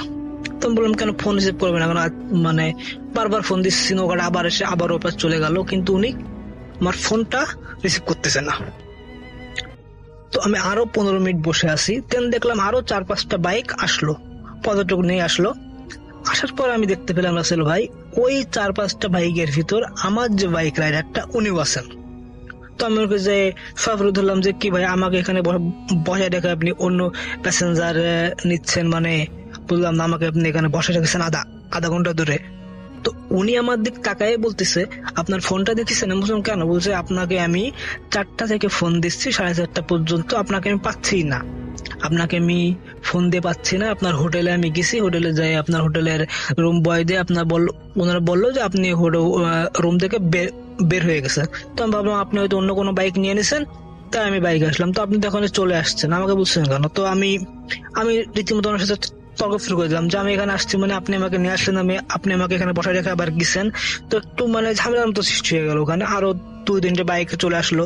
তারা বলছে না ঠিকই তো বলতেছে ভাই, তুমি যদি এখানে না আনো তাই কিভাবে এখানে আসলো, হাইটে তো আসা সম্ভব না, সম্ভব হলেও আমি তো হাইটে যাবো না। বলছে উনি তো হাইটে আসেনি উনি বলতেছে, এবং যে চায়ের দোকানদার উনি বলতেছে না উনি তো বাইকে আসছে, আমি দেখলাম। তো ওই বাইক রাইডারদের ভিতরে একজন রাইডার ছিল, বলছে আচ্ছা ঠিক আছে ভাইয়া, যা হয়েছে আমার বাইকে তো একজন প্যাসেঞ্জার আছে, আপনি আমার সাথে চলেন, পরে ফিরে বিষয়টা দেখা যাবে। তো আমি তাদের সাথে আসলে গেলাম, যে সব ঘুরে সূর্যোদয় দেখে আদার্স যে স্পট গুলো আছে ওগুলো দেখে আমি সকাল 10:30 নাগাদ কুয়াকাটা বাজারে এসে পৌঁছালাম। কুয়াকাটা বাজারে এসে তাদেরকে ভাড়া মিটিয়ে দিলাম, এবং আমি যে বাইকের সাথে গেছিলাম, যে বাইকটা আমাকে ওখান থেকে নিয়ে গেছিল, তাকে যখন আমি ভাড়া বুঝাই দিলাম, তিনি আমাকে এবার বলতেছে যে আসলে ভাই বিষয়টা কি হয়েছে বলেন তো। আমি তাকে সব বললাম। বলতেছে আপনি কি ওই হোটেলে উঠছেন, মানে আমার হোটেলের নামটা বললাম, হোটেলের নামটা এখানে মেনশন করতেছি না ভাইয়া, কিন্তু বললে আপনি কি ওই হোটেলে উঠছেন। আমি বলছি হ্যাঁ। আপনি বলছে আপনি কয় তলায়। আমি বলছি আমি 3rd ফ্লোরে 3 তলায় উঠছি। উনি বলছে যে আচ্ছা ভাই একটা কথা বলি, আপনারা তো পর্যটক, আপনারা অনেক কিছু জানেন না। তো দেন উনি আমাকে ছোট একটা কাহিনী বললেন। সেটা হলো উনি ওই হোটেলে এক সময় কাজ করতো। তো কাজ করার পর ওই হোটেলে হোটেলটা যখন বন্ধ হয়ে যায় তখন আর কাজটা চলে যায়। তারপর থেকেই তিনি এই বাইক রাইডিং করেন। তো উনি ওই হোটেলে কাজ করাকালীন ওই হোটেলে 3 তলায় একটা ঘটনা ঘটে। ঘটনাটা হলো একটা গৃহবধূ বা হাউস ওয়াইফ, তিনি বাড়ি থেকে পালিয়ে তার প্রেমিকার সাথে বা যার সাথে হোক, সে পালিয়ে ওই হোটেলে 316 নম্বর রুমে বুক করে। তো বুক করার পর তারা ওখানে 2-3 দিন অবস্থান করার পর তার স্বামী তাদের লোকেশনটা জানতে পারে, ওই মহিলার স্বামী লোকেশন জানতে পারার পর উনিও সেম হোটেলে এসে কোনো বয়ের মাধ্যমে বা হোটেল স্টাফের মাধ্যমে তিনি তার পাশের রুম, ঠিক তার পাশের রুম, মানে তিনি জানতে পারেন কোন রুমে আছে তার স্ত্রী, এবং ঠিক তার পাশের রুমটা বুক করে, 315 নম্বর রুম। বুক করার পর ওই রাত্রে সে হাতে নাতে ধরার জন্য, তো রাত যখন প্রায় 12টার পর 1টা-1:30টার দিক তিনি তাদেরকে হাতে নাতে ধরে। তো হাতে নাতে ধরার এক পর্যায়ে ছেলে এবং মেয়ে এবং ওই মেয়ের বয়ফ্রেন্ড আর স্বামীর ভিতরে একটা হাতাহাতি হয়। হাতাহাতির ভিতরে ওই মেয়েটা তার স্বামীর মাথায় একটা গ্লাস বা ওই জাতীয় কিছু দিয়ে আঘাত করে, অ্যান্ড সাথে স্পট ডেট হয়ে যায় ছেলেটা। তো স্পট ডেট হয়ে যাওয়ার পরে অনেক কেস হয়। কেস হওয়ার পরে হোটেলের 3rd ফ্লোর অনেকদিন বন্ধ থাকে, কিন্তু বন্ধ থাকার পরে হঠাৎ করে কিছুদিন পর ওই 3rd ফ্লোরে বিভিন্ন জিনিস ঘটতে থাকে। তো এই ঘটতে থাকার পরে বিভিন্ন পর্যটকরা ভয় পেতে থাকে, যার পরে হোটেলটা বন্ধ হয়ে যায়। হোটেলটা বন্ধ হয়ে যাওয়ার পর হোটেলের মালিক হোটেলটা সেল করে দেয়, অ্যান্ড দেন এখনকার যে মালিক উনি হোটেলটা কিনে লাস্ট 1 বছর ধরে চালাচ্ছেন, কিন্তু 3rd ফ্লোরটা ততটা ভাড়া দেন না। 3rd ফ্লোরটা তখনই ভাড়া দেন যখন হোটেল অন্য রুম গুলো বুক হয়ে যায়, তখন তিনি ওই ফ্লোরটা ভাড়া দেন। যারা উনি ওই 3rd ফ্লোরের মধ্যে কোনো কাপলদের ভাড়া দেনই না, ওখানে যারা সিঙ্গেল ছেলে তাদেরকে উনি বেশিরভাগ ভাড়া দেন, যারা সিঙ্গেল তো বন্ধ করে তাদেরকে বেশি ভাড়া দেন। আর একটা কথা রাসেল ভাই, ওই যে মেয়েটার স্বামী মারা যায়, ওই মেয়েটার একটা ছোট বাচ্চাও ছিল, 8-9 বছরের একটা ছেলে ছিল, এবং তার বাবা যখন মারা যায় এবং তার মাকে যখন পুলিশে ধরে নিয়ে যায় গাড়িটার পরে, ওই ছেলেটা হঠাৎ করে বাড়ির থেকে নিরুদ্দেশ হয়ে যায়। ওই ছেলেটাকে আর এখনো পর্যন্ত পাওয়া যায়নি। ওই মেয়েটা মূলত ছিল কুয়াকাটার বাসিন্দা, কুয়াকাটার আশেপাশে তার বাড়ি, এবং যে ছেলেটি তার স্বামী সে অন্য জেলায়, তার বাড়ি ছিল মূলত পটুয়াখালী জেলা শহর থেকে কুয়াকাটা বেশ খানিকটা দূর। তো তারপর আমি তার কাছে সব কথা শোনার পর আমি দুপুরে খাওয়া দাওয়া করেই হোটেল ব্যাক করি। তো হোটেলে ব্যাক করে আমি ফোনে যে প্রথমেই বলি, আচ্ছা যে সকালে যে পিচ্ছি ছেলেটা আমাকে ডাকছিল সে কই? তারা বলে যে ভাইয়া কোন পিচ্ছি? তো আমি বলি এরকম। তো উনি বলে যে এরকম তো কোনো পিচ্ছি আমাদের হোটেলে কাজ করে না। তো আমি বলতেছি যে আমার সামনে আমাকে ডেকে তুললো কাজ করে না মানে। তো আমি ওদের সাথে এক পর্যায়ে তর্কে জড়ে দেয়। তো তর্কে জড়ানোর পর হঠাৎ করে ম্যানেজার এসে বলে ভাই কি হয়েছে? তো আমি তাকে বলি যে আমার সকালে একটা পিসি ডাকলো, সে কোথায় আমি জানতে চাচ্ছি না। বলে যে না ভাই এরকম তো কেউ ডাকেনি, এরা বলতেছে।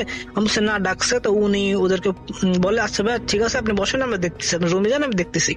তো আমি রুমে যে বসাই দেন, আমাকে আবার ডাকলো। আমি এসে বললো যে দেখেন ভাই সিসিটিভি আমরা বের করছি, প্রত্যেক ফ্লোরে সিসি ক্যামেরা আছে, তো দেখেন আপনাকে তো কেউ ডাকে নাই।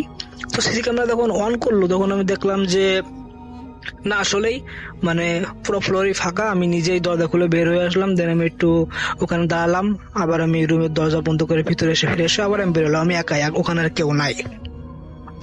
তো তারপর আমি আবার রুমে চলে যাই এবং আমি দুপুরের পর 2টা কি 3টা 3:30 এরকম হবে, 3টা 3:30টার দিক আমি রিসিপশনে আসলাম, দেখলাম ওখানে ম্যানেজার বসে আছে এবং ওখানে দুপুরের দিক হলে তো ওটা ফাঁকাই থাকে, সবাই বাইরে থাকে।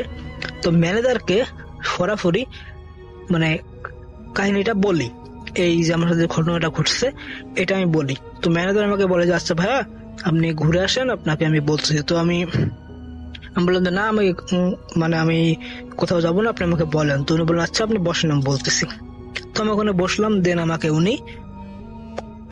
উনি স্বীকার করলেন মানে সবকিছুই। উনি বললেন যে হ্যাঁ ভাই আপনি যা যা শুনছেন সবই ঠিক আছে, এরকম এরকম হয়। তো আমি তখন তো আমি ওগুলো শুনছি, আমি আসলে হোটেলে ছিলাম না, আমি গত 1 বছর আগে আসছি নতুন মালিকের পর। এই পুরাতন যে মালিক ছিল তার সময় এরকম কিছু হয়েছিল বলে আমরা শুনেছি। উনি আমাকে তারপর বললেন যে ভাই আপনার রুমটা আমি চেঞ্জ করে দিচ্ছি। তো আমি বললাম যে না ভাই আপনার এই হোটেলে আমি থাকবো না। তো উনি অনেক রিকোয়েস্ট করে বললেন যে না ভাই সমস্যা নেই। তো উনি আমাকে রুমটা চেঞ্জ করে 2য় তলায় দিলেন এবং আর ওরকম কোনো সমস্যা হয়নি। তো রাসেল ভাই এই ছিল আমার ঘটনা। হয়তো গুছিয়ে বলতে পারিনি, কিন্তু গুছিয়ে বলতে পারলে আর হয়তো অনেক হতো। তো রাসেল ভাই এই ছিল আমার ঘটনা। আর যদি আমার ঘটনাটা সিলেক্ট হয় তো আমি পরবর্তীতে আরেকটা ঘটনা আমার সাথে ঘটেছে, আমি সেটা শেয়ার করবো ইনশাল্লাহ। থ্যাংক ইউ সো মাচ আপনার ঘটনার জন্য, আপনাকে অনেক ধন্যবাদ। এবং আমি এখন যেটা করব সেটা হচ্ছে চলে যাব সরাসরি আমাদের পরবর্তী যে অতিথি আছেন তার কাছে। তার ঘটনাটা ঘটে হচ্ছে 2017 সালে। তিনি মিরপুরে থাকতেন, মিরপুরে থাকে আর কি, মানে তার আগের বাসাটা মিরপুরে ছিল। তো তার বাচ্চা ছিল একটা, তার হাজবেন্ড ছিল, বাচ্চা ছিল। তো বাচ্চার বয়স তখন 2 বছর। ওই সপ্তাহে প্রায় 2 থেকে 3 দিনই রাত 2টার দিকে 2:30টার দিকে হঠাৎ ঘুম ভেঙে বাচ্চা জোর কান্না শুরু করত এবং রুমের নির্দিষ্ট একটা পয়েন্টের দিকে তাকায় থাকতো। প্রথমে তিনি বিষয়টাকে স্বাভাবিকভাবে নেয় এবং অতটা গুরুত্ব দেয় না। এরপর যখন তার ভাইয়ের বেবি বাচ্চা, মানে তার ভাই বেড়াতে আসে, ভাইয়ের বাচ্চাটাও তখন বেড়াতে আসে, তখন দেখে ঠিক একই সময়ে ওরা 2টা বাচ্চাই কান্নাকাটি করে। যেদিন ওরা দুজন স্বাভাবিকভাবে ঘুমায় সেদিন অন্য কোনো বাচ্চার শব্দ কান্নার, এইটা খুবই অবাক করে তাকে। পরে তিনি অন্য ফ্ল্যাটে যায় এবং কিছু ইনফরমেশন কালেক্ট করা ট্রাই করে যে আসলে এরকম বাচ্চার সাউন্ড কি তারা পায় নাকি। তিনি সবার সাথে কথা বলে জানে যে এরকম প্রায় সময় রাত 2টা থেকে 2:30টার সময় ঠিক একটা এক্স্যাক্ট টাইমে একটা বাচ্চার শব্দ আসে, বাচ্চার কান্নার শব্দ আসে। তাই তিনি যাদেরকে জিজ্ঞেস করেন সেখানে হয়তো কোনো বাচ্চাই নেই। তারপর তিনি খুব মন খারাপ করতে থাকলেন এবং তার ভাবিও খুব মন খারাপ করে, বলে যে তাদের এখানে আর থাকা ঠিক হচ্ছে না। তারা ডিসিশন নেয় বাসা চেঞ্জ করবে। তো যেহেতু বারবার আসার পরে একই জিনিস, বাচ্চাটা আসলেও কান্নাকাটি করে, তিনি ডিসিশন নিয়ে ফেলেছে তারা ওইখানে থাকবে না। তো সাথে সাথে যেহেতু বাসা চেঞ্জ করা যায় না, আর ভালো একটা বাসা খোঁজা অনেক টাফ। তো সেদিনকার ঘটনা, হঠাৎ করে তার হাজবেন্ড রাত্রে 8টার দিকে অফিসে চলে যায় এবং তার প্রতিদিনের মতো তার হাজবেন্ড অফিসে রাতের বেলা কাজ করত। তো তিনি দরজা লাগিয়ে এসে তার মেয়ের পাশে শুয়ে পড়ে, আর বাচ্চারা তখন ঘুমাচ্ছিল। আর ওই সময় তিনি আর তার মেয়ে ছাড়া আর কেউ ছিল না বাসায়। তার মেয়ে রাতে অন্যান্য দিনের মতো দেরি করে ঘুমিয়েছিল বলে ওই রাতে ঘুম হয় নাই, কারণ প্রচন্ড ঘুম ছিল। তিনিও বিছানা শোয়ার সাথে সাথে ঘুমিয়ে পড়ে। তার বাচ্চাও তখন ঘুমের মাঝে তিনি হঠাৎ অনুভব করে তার ডান হাত এবং ডান পায়ের কবজি কেউ শক্ত করে চেপে ধরে আছে। পিছন থেকে তিনি কাত হয়েছিল, তিনি ঘুম ভেঙে গেল, কিন্তু পিছনে তাকাতে পারছে না, শত চেষ্টা করেও পিছনে তাকাতে পারছে না। তার মনে হচ্ছিল তার দম বন্ধ হয়ে যাচ্ছে এবং তিনি মারা যাচ্ছে। তিনি তার মেয়ের দিকে চোখ পড়ে, মনে হলো ওর জন্য আমাকে বাঁচতে হবে। তিনি সাথে সাথে আয়াতুল কুরসি পড়া শুরু করে দেয় এবং সে ফিল করে তার গায়ে শরীর থেকে ওই হাতগুলো সরে গেছে। সাথে সাথে তিনি ঘুরে তাকায় এবং দেখে বড় 2টো লাল চোখ তার দিকে তাকিয়ে আছে, খুব বড় বড় চোখ, এবং কোনো শরীর দেখা গেল না, কোনো শরীর নাই, কিচ্ছু নাই, কোনো অবয়ব না, কিচ্ছু না, কোনো লাল 2টো চোখ তার দিকে তাকিয়ে আছে। তিনি বরফ শীতল হয়ে যাচ্ছিল এবং শক্ত করে মনে মনে তিনি বলতে থাকে, আমি কাউকে ভয় পাই না, আমি শুধু আল্লাহকে ভয় পাই। বলার সাথে সাথে লক্ষ্য করে চোখ দুটো দরজার কাছে চলে যাচ্ছে। তিনি দোয়া পড়তে থাকে এবং কন্টিনিউয়াস দোয়া পড়তে থাকে, যত কিছু আছে দোয়া পড়তে থাকে। এক সময় দেখলো চোখ দুটোকে আর দেখা যাচ্ছে না। তিনি কমন একটা বিষয় লক্ষ্য করে, তার সবার গল্পের মতো তার গল্প কয়েক সেকেন্ডের মধ্যে তিনি ঘুমিয়ে পড়েন। অথচ এত ভয়ের ঘটনা কোনোভাবেই তার ঘুম আসার কথা না। এইটা ছিল তার ঘটনা। পরে তিনি বাসা চেঞ্জ করে ফেলে। এরপর থেকে বাসা চেঞ্জ করার পর থেকে আর কোনো ধরনের প্যারানর্মাল অ্যাক্টিভিটিসও হয় না। এবং আমি তাকে এখনো জিজ্ঞেসও করি নাই যে তিনি কি আদৌ কোনো চেষ্টা করেছিলেন যে এটা জানার জন্য এটা কেন হয়েছিল। তো তিনি ঘটনাটা ওখানেই শেষ করে দেন এবং বলেছেন যে যদি ভালো লাগে তাহলে আমি পরে যেন শোনাই। Thank you so much. আপনার ঘটনার জন্য আপনাকে অনেক ধন্যবাদ। এবং আমি এখন যেটা করব সেটা হচ্ছে চলে যাব সরাসরি আমাদের পরবর্তী যে অতিথি আছেন তার কাছে। এই ঘটনাটা নাকি 100% সত্য ঘটনা। ঘটনাটা ঘটে 2012 সালের দিকে। মানিক ভাই তখন দেশের বাইরে ওমানে থাকতো এবং সেখানে স্যাটেলাইটের একটা ডিশের ব্যবসা করত। তিনি বাসায় গিয়ে ডিশের লাইন কানেক্ট করতেন এবং সপ্তাহে 3-4টে এরকম অর্ডার থাকতো। যখন তিনি ওমানে যান তার 6-7 মাসের মাথায় একটা ঘটনা ঘটে। তিনি ওমানের আল খাবুরা নামে একটা জায়গায় থাকতো। তো যারা আল খাবুরাতে আছেন তারা ভালো করে জানবেন, সেদিন একদম বিকেল অর্থাৎ মাগরিবের আগে আর আসরের পর মাঝামাঝি সময় একজন আরবের একটা লোক তার বাসায় আসে ডিশের লাইনের সংযোগের জন্য অর্ডার করার জন্য। মানিক ভাই সেই অর্ডারটা অ্যাকসেপ্ট করে ডিশের লাইনের যাবতীয় মালামাল নিয়ে সেই আরবির সাথেই রওনা হন গন্তব্যে। আর সেই গন্তব্যটা হচ্ছে আল গাইজিনজ নামক একটি জায়গা। আল গাইজিন হচ্ছে সেই জায়গা, পাহাড়ি একটা অঞ্চল এবং এটা একটু ঢালু। এবং আল গাইজিনের পাশে জেবেল আল ওয়াদি নামক একটি জায়গা আছে, যেই সেই আরবির বাসা ডিশ লাইনে সংযোগ করার জন্য যান।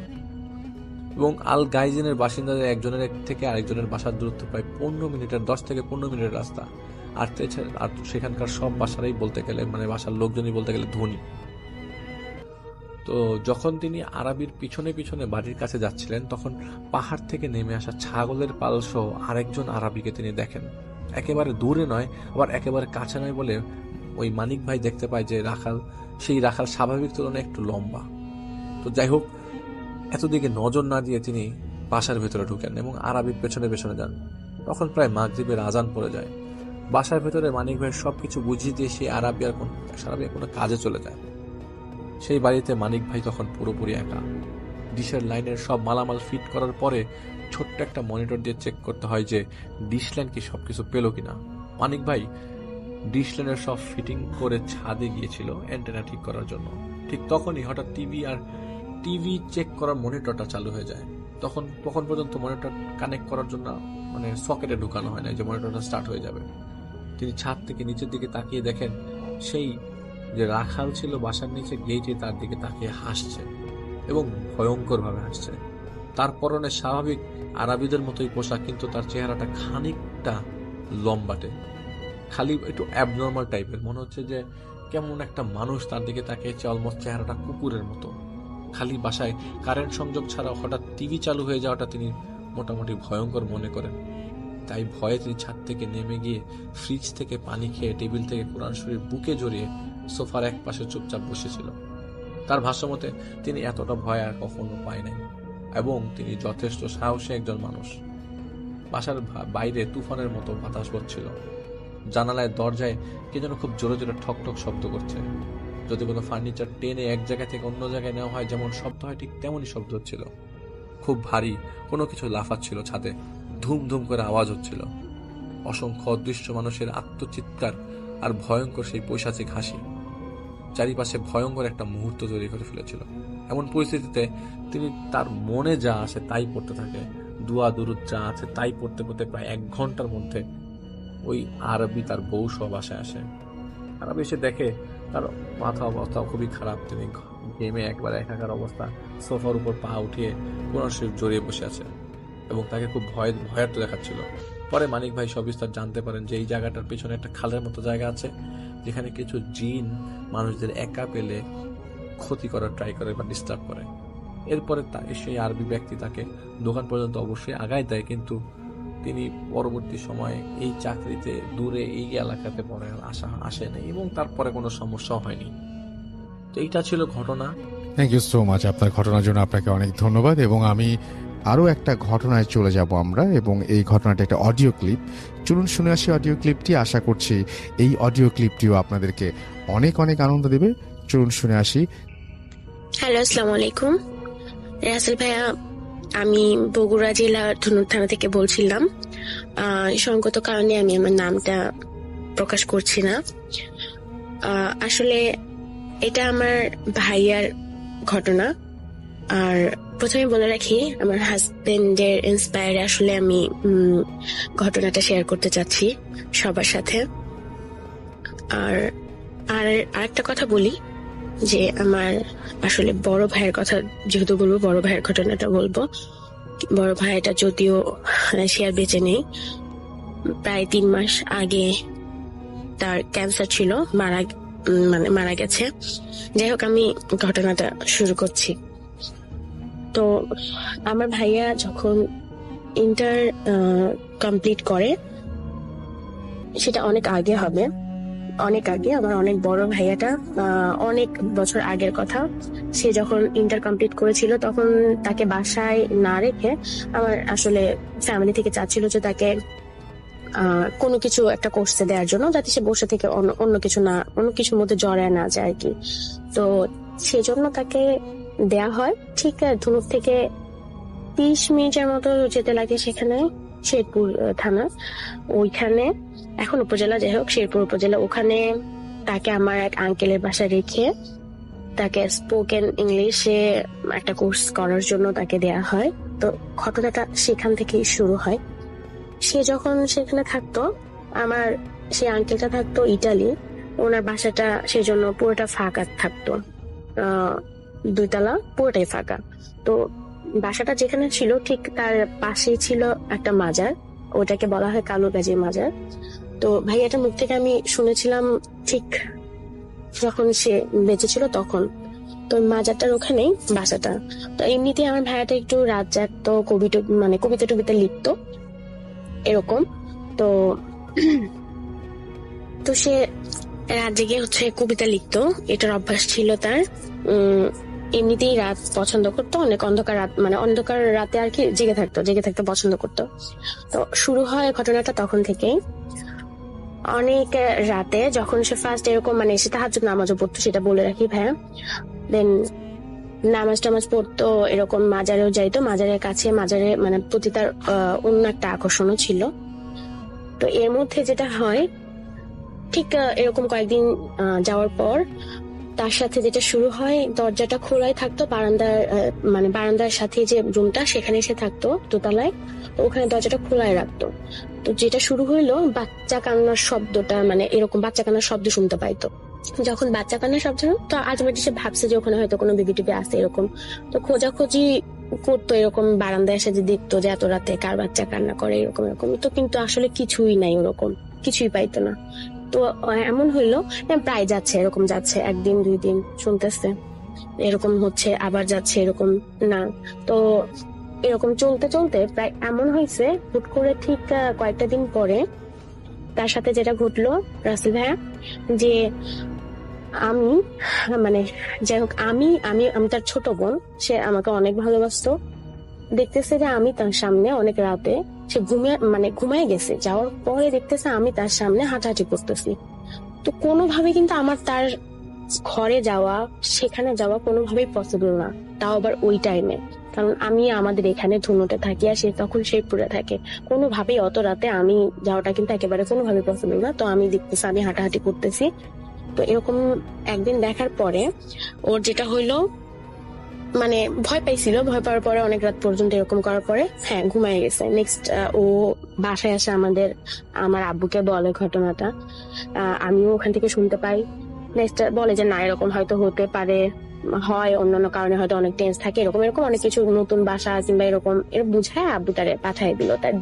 আবার সেখানে যাওয়ার পরে সেম ঘটনা ঘটতেই থাকে তার সাথে কন্টিনিউ হওয়ার পর আবার এই একই ঘটনা ঘটে। এবং এইটা আবার একই রকম দেখে যে ঠিক আমি তার বোন আবার তার সামনে গ্লাসে পানি ঢালতেছি, এটা করতেছি ওটা করতেছি। তো এটা নিয়ে ও এতটা হয়ে গেছিল যে ভয়ে সে ওই মাজারে যায়, মাজারের বড় একজন ইমাম হোক ওনার সাথে আর কি কথা টথা বলে, এগুলো শেয়ার করে যে আসলে এরকম হচ্ছে আমার সাথে, এটা আসলে কেন, এটা কি, তো জানতে চায়। তো এরকম উনি যাই হোক উনি কি বলে ওনারা জানে, আমি অতটা কিছু জানি না। তো যতটুকু আমি শুনছি আমার ভাইয়ের কাছ থেকে, সেখান থেকে আমার বলা আর কি নেক্সট যেটা হয়, ওই ঘটনাগুলোর জন্য বাসায় আমার আব্বু আর কি নিয়ে আসে একেবারে, যে না তোমার ওখানে থাকতে হবে না, এখানে চলে আসো। দেন এখানে আসার পরেও সেই জিনিসটা তার পিছু ছাড়ে নাই। আমি যতদূর জানতে পারি যে এটা আসলে পরে জানতে পারলাম আর কি, এটা আসলে মানে আমি জানি না পরি টরি বলে কিছু আছে কিনা, না মেয়ে জিন হবে। তো ওইটা নাকি মানে যখন আসতো ভাইয়া, যখন ঘুমাইতো রাতে, তো ভাইয়ার পুরা মুখটা বন্ধ, পুরা শরীরের লোম দাঁড়ায় যাইতো, একদম কোনো কথা বলতে পারতো না, বাট চোখটা খুলে যেত। মানে এমন হইতো যে ঘুমের মধ্যে কেউ আমাকে মানে ওরে ডাকছে এরকম ভাবে, চোখটা খুলে যেত, সব দেখতেছে বাট কিছু বলতে পারতেছে না। ঠিক আমাদের ঘুমের মধ্যে ওই যে বুবা টাইপের ধরলে যে এরকম হয় আর কি, বোবা এরকম, এই টাইপের ওর হইতো, কথা বলতে পারতো না, দেখতো। তো একদম এরকম হইছে যে ঠিক মানে ওই যে আরেকটা কথা বলি নাই রাসেল, হ্যাঁ, যে যখন মাজারে ইমামের সাথে কথা বলে তখন ওরে বলছিল যে একটা কিছু তোমাকে হয়তো পছন্দ করে, যেটা মানে তুমি যে জিনিসটাকে যাকে বেশি ভালোবাসো তার রূপ ধরে তোমার সামনে সেটা আসে, তোমার ভয় ভাঙানোর জন্য, তোমার সামনে আসবে জন্য, এরকম। তো এটার জন্য হ্যাঁ, তো রূপ ধরে আসে, যে তোমার পছন্দের জিনিসের রূপ ধরে আসে নাকি তোমার সাথে, মানে তোমার সাথে ইয়ে করার জন্য, ভয় ভাঙানোর জন্য। তো এটা তাকে বোঝানো হয়। তারপরে ভাইয়া তো আমাদের বাসায় তখন, তো এক রাতে আমি আবার তখন ক্লাস 9-এ পড়তাম, অনেক রাত জেগে পড়ার অভ্যাস আমারও ছিল। তখন মেবি পরীক্ষা চলতেছিল আমার, রাত 2:15 এরকম হবে বাজে সামথিং, আমার ঘুম চলে আসতেছিল। তো আমি তখন এমনিতেই ভাবলাম যে এত রাতে ঘুম চলে আসতেছে, আর একটু পড়বো, যার জন্য আমি বাইরে আমার রুমের বাইরে বের হয়ে তো একটু চোখে পানি ঝাপটা ঝাপটা দেওয়ার জন্য বের হয়েছিলাম। তো ওইখানে বের হয়ে চোখে পানি দিয়ে জাস্ট আমার দরজার পাশেই বারান্দা, তো বারান্দার ওইখানে একদম আকাশটা পুরোটাই দেখা যায়। ওখান থেকে আমি মানে মুখ টুক ধুয়ে জাস্ট মুখটা মুছতেছিলাম, আর এদিকে এমনিতে ডাকায় বারান্দার দিকে ইয়ে করতেছি। তো আমার ভাইয়ের রুমটা ছিল একদম কর্নারে, মানে আমার বারান্দা থেকে দেখা যায় আর কি, একদম কর্নারে ছিল। দেন আমি তাকায় যেটা দেখলাম রাসেল ভাইয়া, যে আমি এভাবে দেখতে নাই, জোনাকি পোকা দেখছি যে এত জোনাকির আলোটা এতটুকু হয়, ঠিক এই টাইপের না, অনেক বড় টাইপের, মানে দুইটা হাত এক জায়গায় করলে যতটুকু হয়, মানে গোল করলে গোলাকার যেমন হয় দুইটা হাত এক জায়গায়, ঠিক এই টাইপের আগুনের একটা মানে আগুন দেখলাম আর কি, এরকমই ঠিক এতটা ধীর গতিতে যাচ্ছিল। যাওয়ার কিছুক্ষণ পর মানে একদম আমার চোখের সামনে ভাইয়ার আর কি রুমের ওপর দিয়ে ওরকম আর কি, ওখানে একটু গেল, যাওয়ার পর থামলো জিনিসটা, থামার পরে আবার পুরোটা নিভে গেল, নিভে যাওয়ার পরে আর একটু গেল, যাওয়ার পর আবার জ্বললো। দেখার পর আমি ভাবলাম না, এটা তো জোনাকিও হবে না, আর স্বাভাবিক কিছু না নিশ্চয়ই। দেখার পর আমি মানে ওখানে দাঁড়ানো, আমার মানে অবস্থা এমন হয়ে গেছে যে মানে আমি পুরা নড়তেও পারছি না, কিছু বলতেও পারছি না এমন। তো হ্যাঁ, ওইটা যাওয়ার পর ঠিক ভাইয়ের রুমের ওপরে যাওয়ার পরে ওই জিনিসটা আর নাই, ভ্যানিশ। এখন তারপর ওটা দেখার পরে যেভাবে পারি আমি রুমের মধ্যে আসতে পারছি, রুমটা ওখানে আমার দরজার বাইরে যেহেতু ছিলাম, আমি ভেতরে আসার পর আমি আর সেদিন আর রাতে কিছু মানে পড়াশোনা তো আর নাই, আমি একদম শেষ, ভয়ে ঘুমায় গেছি। নেক্সট সকালে যেটা জানতে পারলাম যে হ্যাঁ, ভাইয়ার সাথে আবার সেম ঘটনা ঘটছে, ওই জিনিসটা আসছে।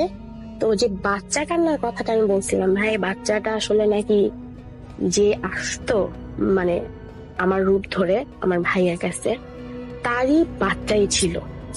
মানে সেই বাচ্চাটাকে মানে যখনই বাচ্চাটা কান্না করতো সে ভাইয়ার রেখে আবার চলে যেত। তো ভাইয়ার এই মানে রাশির সাথেও নাকি এরকম একটা প্রবলেম ছিল, যার কারণে ওই আর ওর নামও বলে রেখে, নাম নাকি মানে ভাইয়াকে বলছিল যে বিজলি নাম। যাই হোক, এটার পরে এরকম অনেকদিন চলতে থাকে।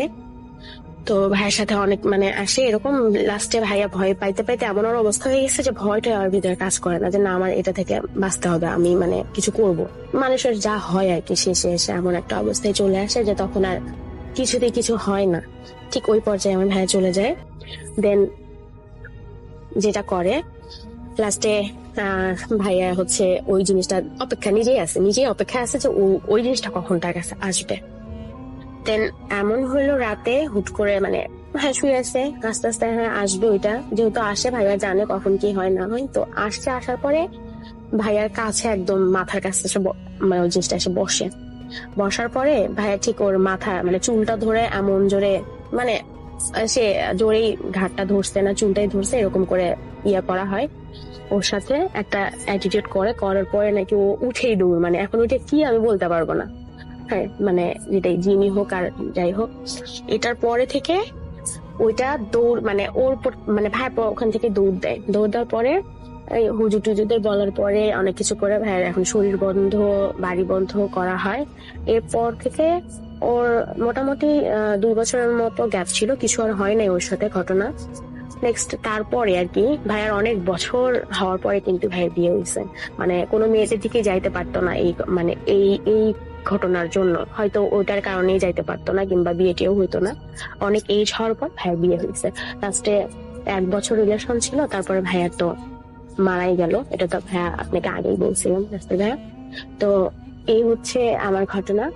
থ্যাংক ইউ সো মাচ আপনার ঘটনার জন্য, আপনাকে অনেক ধন্যবাদ। এবং আমি এখন যেটা করব সেটা হচ্ছে চলে যাব সরাসরি আমাদের পরবর্তী যে অতিথি আছেন তার কাছে। ঘটনার শুরুতেই তার বাবার কথা বলতে চাই, এবং তার বাবা মারা যায় 1998 সালে। তো বাবা মৃত্যুর পর পরিবার একটু বড় হওয়ার কারণে ফিনান্সিয়াল ক্রাইসিস দেখা যায়, এবং টানাপোড়েনের কারণে তিনি লেখাপড়া করতে পারছিল না।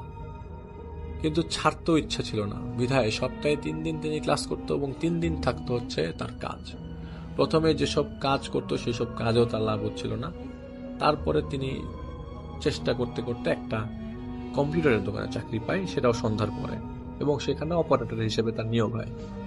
তো সেখান থেকে তিনি রেগুলারই বাসায় ফিরতেন রাত 11টা থেকে 12টার মধ্যে। সন্ধ্যার দিকে যেতেন এবং 12টার মধ্যে পর্যন্ত, 11টা-12টা রেগুলার। তো 11টা-12টা যখন আসতো রেগুলারলি, তখন তিনি তার বাসা থেকে, দোকান থেকে বাসায় আসতে যতক্ষণ যেভাবে লাগতো, যেভাবে তিনি যাওয়া আসা করতেন একই রাস্তা দিয়ে রেগুলার। তো 2007 সালের দিকে থেকে ঘটনা এটা শুরু হয়। আসলে শুরু না, এটা 2007 সালের দিকের ঘটনা। তখন শীতের রাত, তো ওই দিন দোকানের প্রচন্ড কাজ ছিল এবং একটু দেরি হয়ে যায় সেদিন। তো রাত 10টার দিকে কাজ করতে করতে হঠাৎ করে বাসার নাম্বার থেকে দোকানে একটা ফোন আসে। সেখানে সবাই মোবাইল ফোন ইউজ করতো না সেখানে। তো ফোন আসে যে তার দাদা খুব অসুস্থ, শেষ পর্যায়ে আছে, তার দাদা তাকে দেখতে যাচ্ছে। সেই রাতে তখন তিনি তার বাড়ি থেকে দোকানের মোবাইলে আসে যে তার দাদা অসুস্থ হয়ে যাচ্ছে, এবং একটা পর্যায়ে তিনি ডিসিশন দেন না, এখন চলে যেতে হবে। আর তার দাদা তাকে খুব আদর করতো এবং তাকে দেখতে চাচ্ছিল। তিনি হঠাৎ করে তাড়াহুড়া করে দোকান বন্ধ করে বাড়ির দিকে রওনা দিয়ে দেয়। রাত তখন বেজে যায় 12টা। তিনি কাজ যেখানে করতো তার বাড়ি থেকে প্রায় 2 কিলোমিটার দূরে। আর এই রাস্তা দিয়ে কোনো ধরনের সিএনজি অথবা বাস চলাচলের মতো অবস্থা ছিল না। কেন বাস বা সিএনজি বলছি সেটা আমি একটু পরে বলবো। দিনের বেলায় 2-1টা রিক্সা চলাচল করতো। আর গ্রামের যে রাস্তাটা ছিল সেটা ছিল কাঁচা, এবং রাতের বেলা মোস্তাদানি অন্ধকার ছিল, কারণ চারিপাশে গাছগাছালি থাকার কারণে অন্ধকারটা বেশি লাগতো। আর পাশ দিয়ে চলতো একটা নদী, তার নাম হচ্ছে ডাকাতিয়া। যারা ওই জায়গায় কুমিল্লার ছেলে তারা হয়তো বা চিনতে পারেন। অন্ধকারে একটা ভুতুরে পরিবেশ ক্রিয়েট হলো, এবং ওই রাতে সেদিনের ঘটনা বলছি, সেদিন রাতে কোনো রিক্সা টিক্সা কিছু বা সাইকেল কোনো অবস্থা ছিল না রিক্সা টিক্সার। তো নর্মালি তার বাসা থেকে ও দোকান থেকে বাসায় রাত হয়ে গেলে তার ওই দোকানের ভাই তাকে নামাই দিত সবসময়। তো সেদিন তার ভাইকে তিনি পান না, তো ওই ভাই আগেই বাসায় চলে যায়, তাই তার সাইকেলটা তিনি রেখে গেছিলেন। তো সেই তিনি সেদিন সাইকেল নিয়ে একা একা রওনা হন। তো হঠাৎ তার বাড়ির মাঝামাঝি একটা পর্যায়ে আসার পর ভয় লাগা শুরু হয়। এরকম না যে ভয়টা আগে লেগেছে, আবার এরকম না তিনি আগে এই রাস্তা দিয়ে কখনো একা হাঁটে নাই বা একা যাননি। ওই নীরব পরিবেশের মধ্যে কেমন যেন একটা অন্ধকার শহরের মতো তার লাগতে থাকে। তিনি সাহস করে আগাতে থাকে, যাওয়ার সময় চেষ্টা করছিল এবং বারবার চিন্তা করতে থাকে, দাদা তো অসুস্থ, আমাকে দেখতে চেয়েছিল, আমাকে তাড়াতাড়ি যেতে হবে বাড়িতে। তিনি অনেক জোরে চালাতে থাকে সাইকেলটা। টর্চের আলো কুয়াশার কারণে বেশি দূর যাচ্ছিল না, এবং রাস্তা দেখা যাচ্ছিল হালকা। আর এই রাস্তাটা তার চেনা, একদম অচেনা রাস্তা না, তার জন্ম এলাকায়। তাই সে তাড়াহুড়া করে দিতে লাগলো। আর হঠাৎ করে তিনি দেখলো তিনি আর আগাতে পারছেন না। কিছু দূর যাওয়ার পর রাস্তার দুই পাশে ছিল অনেকগুলো পুরনো কবরস্থান, এবং এই কবরস্থানটা এখনো আছে। তিনি যতই দ্রুত যাওয়ার চেষ্টা করছিল উনি আগাতেই পারছে না। বারবার দেখা যায় কোনো না কোনো প্রবলেম হচ্ছে, হঠাৎ করে তার থেমে যেতে হচ্ছে, হঠাৎ করে সাইকেলের চেইন পড়ে যাচ্ছে, আবার চেইন উঠে তিনি রওনা দেয়, এবং কোনোভাবেই তিনি কবরস্থানটা অতিক্রম করতে পারছিল না, বারবার পিছিয়ে পড়ছিল। আবার একটু সামনে গেলেই মনে হলো আবার সেই কবরস্থানের শুরুর জায়গায় তিনি ফিরে আসছে। এই ভয় হঠাৎ করে তার মাথার মধ্যে স্ট্রাইক করে, আর কোনো শক্তি পায় না। তিনি বাধ্য হয়ে হেঁটে রওনা দিয়ে দেয়, এখন সাইকেল ঠেলে ঠেলে বাসা যাব, কিন্তু কোনোভাবেই তিনি কবরস্থানটা কষ্ট করছেন। যতই হাঁটে তিনি আবার শুরুর দিকে কবরস্থানের সামনে চলে আসে। কোনো লোক বা ডাকাতি নদীর পাশে তো কোনো ধরনের লোক বা কোনো ধরনের লোকারণ্য ওই জায়গায় বাসার বাড়ির কারো ছিল না যে উনি ডেকে সাহায্য নেবে বা কিছু একটা। তিনি আল্লাহর নাম নিয়ে দৌড়াদৌড় পরে হাঁটতে লাগলেন। এরপর যেটা তিনি দেখেন সেটা তার জীবনে কোনো কিছু কোনোভাবে দেখবে তিনি এটা কোনো কল্পনা করেন। তিনি হঠাৎ করে একটা লাইট দেখে। আমি তখন বলেছিলাম বাসের কথা, সেই বাসের মতো অনেক আলোওয়ালা একটা লাইট তার মাঝখানে আসছে এবং এমন অবস্থায় তার উপর দিয়ে চলে যাবে। আর এই রাস্তায় এত বড় এত আলো জ্বালায় কোনো ধরনের গাড়ি ঘোড়া চলার মতো না। এই রাস্তা ছিল অনেক সরু। তার মনে হচ্ছে তার দিকে আলোটা ধেয়ে আসতেছে। তিনি কোনো উপায় না দেখে রাস্তার এক পাশে সরে যায়, কিন্তু তখন সেই আলোটা পাশ দিয়ে যাওয়ার সময় তাকে এমন ভাবে ধাক্কা দেয় তিনি একটা সময় কবরস্থানের পুরো কোনায় পড়ে যায়। তার নাকে প্রচন্ডভাবে আঘাত লাগে এবং নাকের উপরের হাড়টা ভেঙে যায়। আর সাইকেলের বেলটা কিভাবে জানি তার চোখের পাশে এসে চামড়া ছিলে ফেলে। তিনি অজ্ঞান হয়ে পড়ে যায়। এরপরে যখন জ্ঞান ফিরে তখন দেখে তার কম্পিউটার সেন্টারের পাশে একটা ডাক্তারখানায় তিনি পড়ে আছে। আর জ্ঞান ফেরার পরে তিনি চোখ খুলতে পারছিল না। হাত দিয়ে দেখে ডাক্তার ব্যান্ডেজ করে রেখেছে আর নাকে সেলাই। রক্ত থেকে তিনি আবার জ্ঞান হারায় ফেলে। আবার যখন জ্ঞান ফিরে পায় তখন দেখে তার বাড়িতে তিনি দাদা পাশে বসে আছে, হাত বোলাচ্ছে। মাথায় হাত বোলাতে বোলাতে বললো, কিরে দাদু, কি হলো, কি কাহিনী? তিনি দাদাকে বলে যে এই ঘটনায় গতকালকে রাতে আমি এরকম অবস্থায় এই রাস্তা দিয়ে আসছি আর আমি এগুলা দেখছি, পরের রাস্তা সাইকেল নিয়ে পড়ে যাই। তো তার দাদা তাকে সুরা দেয়, দোয়া পড়ে দেয়, পানি পড়া দেয়। তো সেদিন রাতের ঘটনা। তিনি রুমে শুয়ে আছে এবং তিনি তার ভাষায় বলেছেন যে অনেক দুঃখের সাথে বলতে হয় সেদিন রাতেই তার দাদা মারা যায়। সেদিন রাতেই তার দাদা মারা যাওয়ার পরে অনেকে দাফনের পরে অনেকে জিজ্ঞেস করছিল যেদিন দাদা মারা যায় তার আগের দিন রাতে তুই নাকি কি অ্যাক্সিডেন্ট হয়েছিল বা কিছু একটা। তখন সব শোনার পর তারা অনেকে বলে যে এরকম জায়গায় ওই পয়েন্টে অনেকেই অ্যাক্সিডেন্ট হয়েছে, অনেকেই অ্যাক্সিডেন্ট করেছে, এরকম আগে অনেক ঘটনা আছে। তো তুমি এই হুজুরের কাছে যাও, হুজুরের কাছে যাই জিনিস ওর একটা তাবিজ বা পানি পড়া নিয়ে আসো। পরে ওই হুজুর তাকে দোয়া পরে দেয়। তো এরপর থেকে ওই ঝামেলার পর থেকে তিনি আর কোনো ধরনের জিনিস ফেস করে নাই।